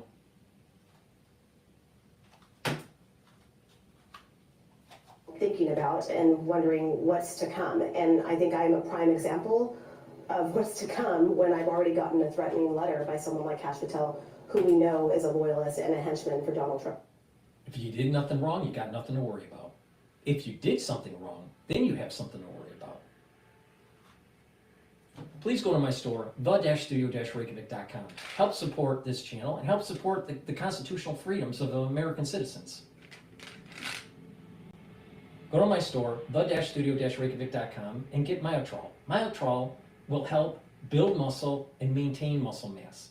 Really important when you get older. A lot of people don't realize, that until it's too late, that you start to atrophy your muscles when you get older. And it's harder to gain muscle mass.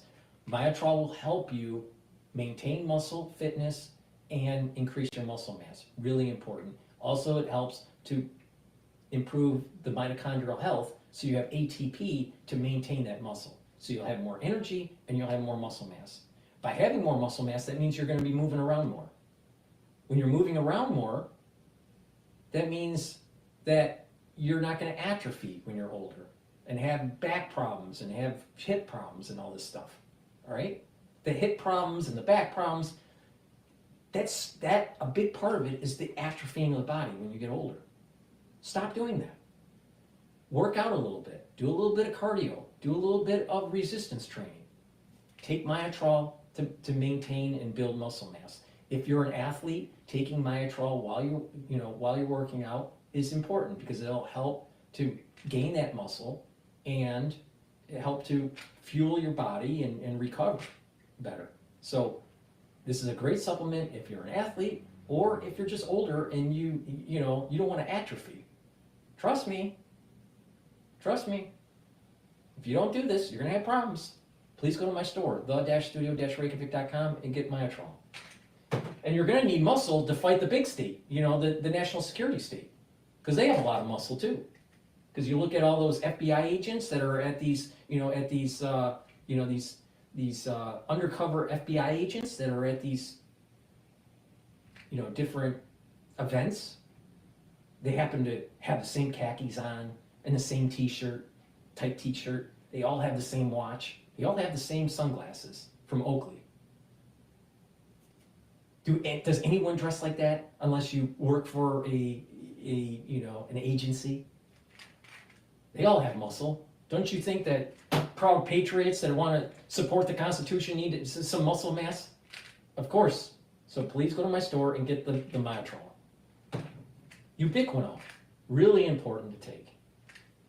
Ubiquinol is the most bioavailable form of CoQ10.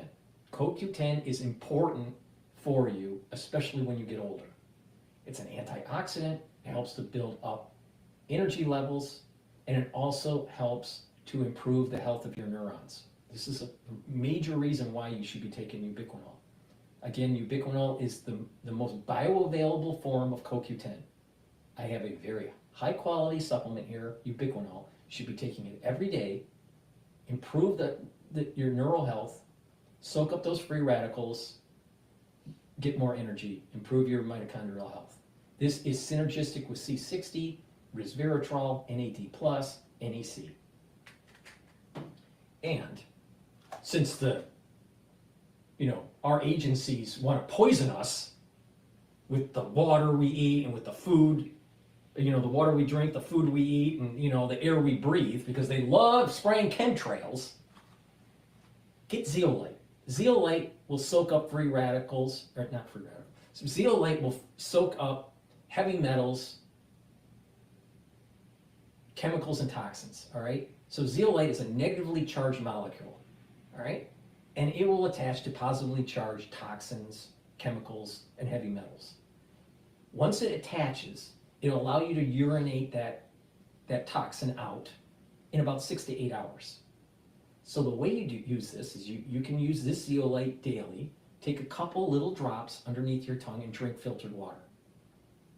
And do that every day. And what it'll do is it'll detoxify your body. Get rid of the chemicals that are in our water or in our food. And that way, your endocrine system and your immune system is going to perform better. In addition, some people just want to detox once or twice a year. For those people, what you should do is take a few drops underneath the tongue, just small drops, drink the filtered water, do that daily until you use up the bottle, and do that once or twice a year. But this zeolite you can take year-round as a maintenance. It's important to soak up those free radicals because they're spraying shit in the air, they're spraying stuff on our lawn, and guess what? There's, take a look at your municipality water, all right, and test it. And if you pay attention, the particulates in that municipality water is pretty high. Oh, guess what? That means there's chemicals in there that shouldn't be in there. So you need to filter it out. Now, there's different ways to filter it. I use a filtration system called Zero Water, and Zero Water is a 5-layer filtration system. But there's other ways to filter your water. But filter the water. Stop eating the processed foods that have all the chemical crap in it. And take zeolite to soak up those toxins and chemicals and heavy metals. Go to my store, the-studio-reykjavik.com, improve your endocrine system and improve your immune system. All right? I mean, I have told you throughout this broadcast how to improve your health. If you just follow what I do. Because, if we don't have enough of us shining a light on people that have, bright lipstick on pigs telling us that the deep state's good, and we don't have enough people like myself saying no, stop the bullshit, we're going to lose our constitutional freedoms.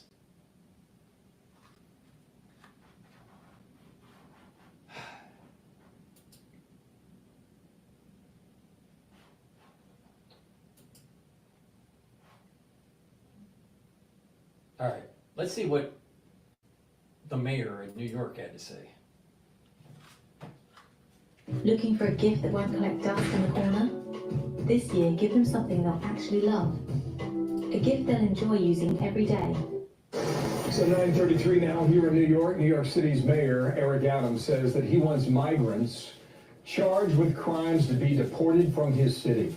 That's a major shift from his previous stance of waiting for convictions.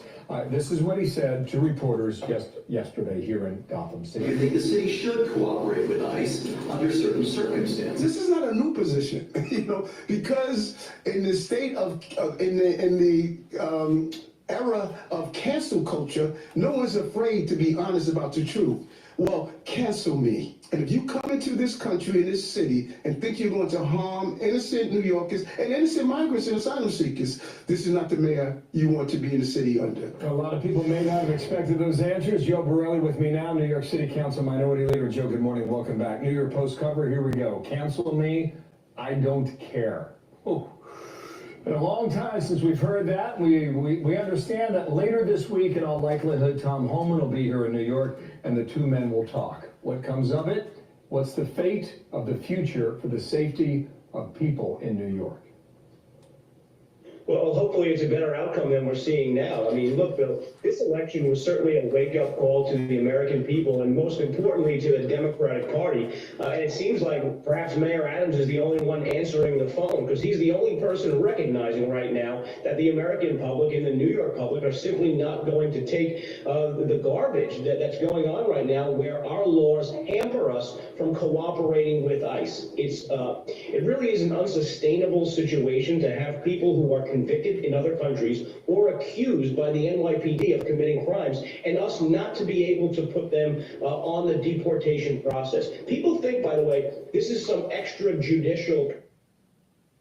The lipstick on the pig from the previous video from CNN, whatever her name is, you know, she was saying how the government is trying to protect the people, the FBI and the CIA and all these people are trying to protect the, American citizens. Where is the protection with this porous border? Where's the CIA?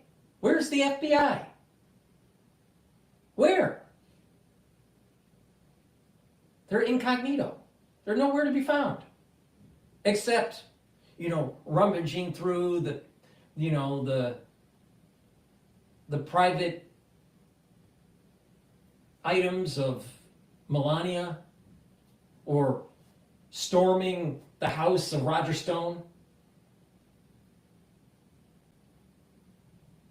They got lots of time for that, but they have no time to actually protect American citizens against a porous border. Makes you wonder why the national security state is blind to this. Why? Is it that they want it to happen? Because if something happened that was some sort of terrorist activity, then they would be able to march up to the Hill at Congress and ask for more fucking power. So there is no incentive to stop it because the national security state wants more power.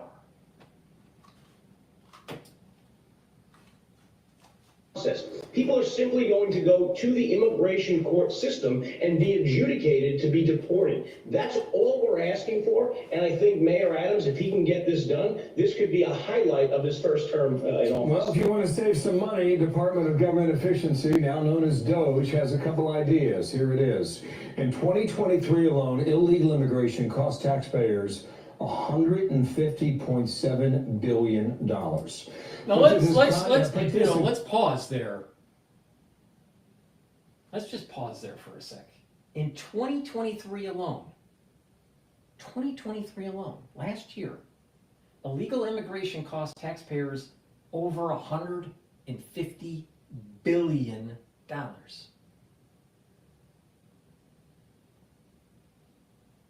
Imagine how many vets could get the proper health care, to get the proper training for job training, to get housing, to be taken care of for serving the country honorably. But we got lots of money to give to illegal aliens. Now I know why E.T. from the Andromeda galaxy wants to come and visit America. Because it's a smorgasbord. It's a smorgasbord.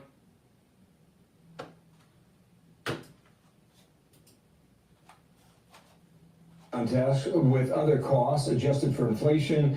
World War I was $334 billion, Apollo space program $257, Manhattan Project $30 billion, Panama Canal $15 billion, Hoover Dam $1 billion. You know, now let's get this straight. Now I'm sure that, I don't know if this is adjusted for inflation. This is adjusted for inflation. So it's apples to apples comparison. Illegal immigration just in 2023 is 5 times more than the Manhattan Project. 5 times more.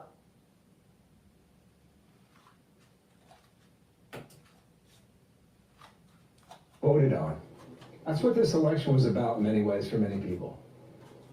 It is, and people are sick of it. To give some more context, it's costing us about $5 to $6 billion a year here in New York City. That is more than the entire budget of the FDNY and the Department of Sanitation combined. So that should really give a sense of scale to anyone listening how much of an impact this is having on New Yorkers, not just those who are victims of crime, but... And now you know why Schumer, the senator of New York, likes immigration, illegal immigration. Because it allows for funds to flow in, at the tune of 5 times the Manhattan Project. Who have to pay taxes, businesses that have to pay taxes, people that have to get their property taxes increased every year. This is a real cost, and it's a significant cost. It's not something that's a drop in the bucket by any stretch of the imagination. Well, they could withhold federal funds to major American cities if they don't cooperate, and that would be a stinger. Joe, keep watching it for us, okay? Thanks for coming back. Appreciate your time. Thank you. All right, Joe Borelli here in New York. Thanks. Hey everyone, I'm Emily Campagno. Catch me. Please go to my store, the-studio-reykjavik.com. The holiday season's starting. And let's say that you want to, start on the journey of improving your health, or you're trying to convince someone to do likewise. A great way is to get the supplements and go on that journey and improve your health. All right? Another great idea as a stocking stuffer, right, is the structural nano silver soaps. Very high quality soaps. Get a few bars for your household. Use them as gifts if you want. They're very high quality. It doesn't have all that fancy, chemicals that are in a Procter & Gamble, right? Go to my store, the-studio-reykjavik.com, and get the structural nano silver soaps. I have it in 4 different varieties. I have it in lemongrass, charcoal tea tree, peppermint, and I also have it in oatmeal spice. So get a couple bars for your household, or get a few, for gifts. They're perfect for stocking stuffers and stuff, But the key is to improve your health and to purchase the products from my store, the-studio-reykjavik.com. Use the discount code DISCOUNT5, all caps, discount, and then the number 5, all caps, and you'll get $5 off, all right? And it's a great way to help support the channel and to improve your health. In addition, I have structural nano silver gels. And I have 2 different types. I have it in a dispenser that you can carry in a bag or in a tube. And you use it the same way, and they're dual purpose. They help to heal wounds. You can heal abrasions, cuts, minor burns. In a third of the time, it'll heal, a third quicker. And structural nano silver gels can be used as a skincare, a daily skincare, where you can apply it on your skin and then later in the day exfoliate. A great way to do it is just to put it on your skin before you go to bed and then exfoliate in the morning. And this also helps to neutralize pathogens. You can put it on your skin, put it around your mouth, around your nose, around your eyes, around your ears, lightly coat your nostrils. It stays active for 5.5 hours, and it's helping to build that barrier that you need. That's really important during the cold season. That's really important when you have people at work that are sick. That's really important when you're, out and about in a high density environment like New York and there's a lot of people sick. All right? Please go to my store, the-studio-reykjavik.com, and get the structural nano silver gels. So that's the broadcast that I have today.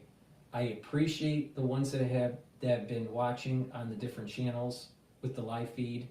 Let me just do a recap of the market right now. The S&P 500 is trading at 6,090. The Euro USD is trading at 1.056. Oil is trading at $68 a barrel.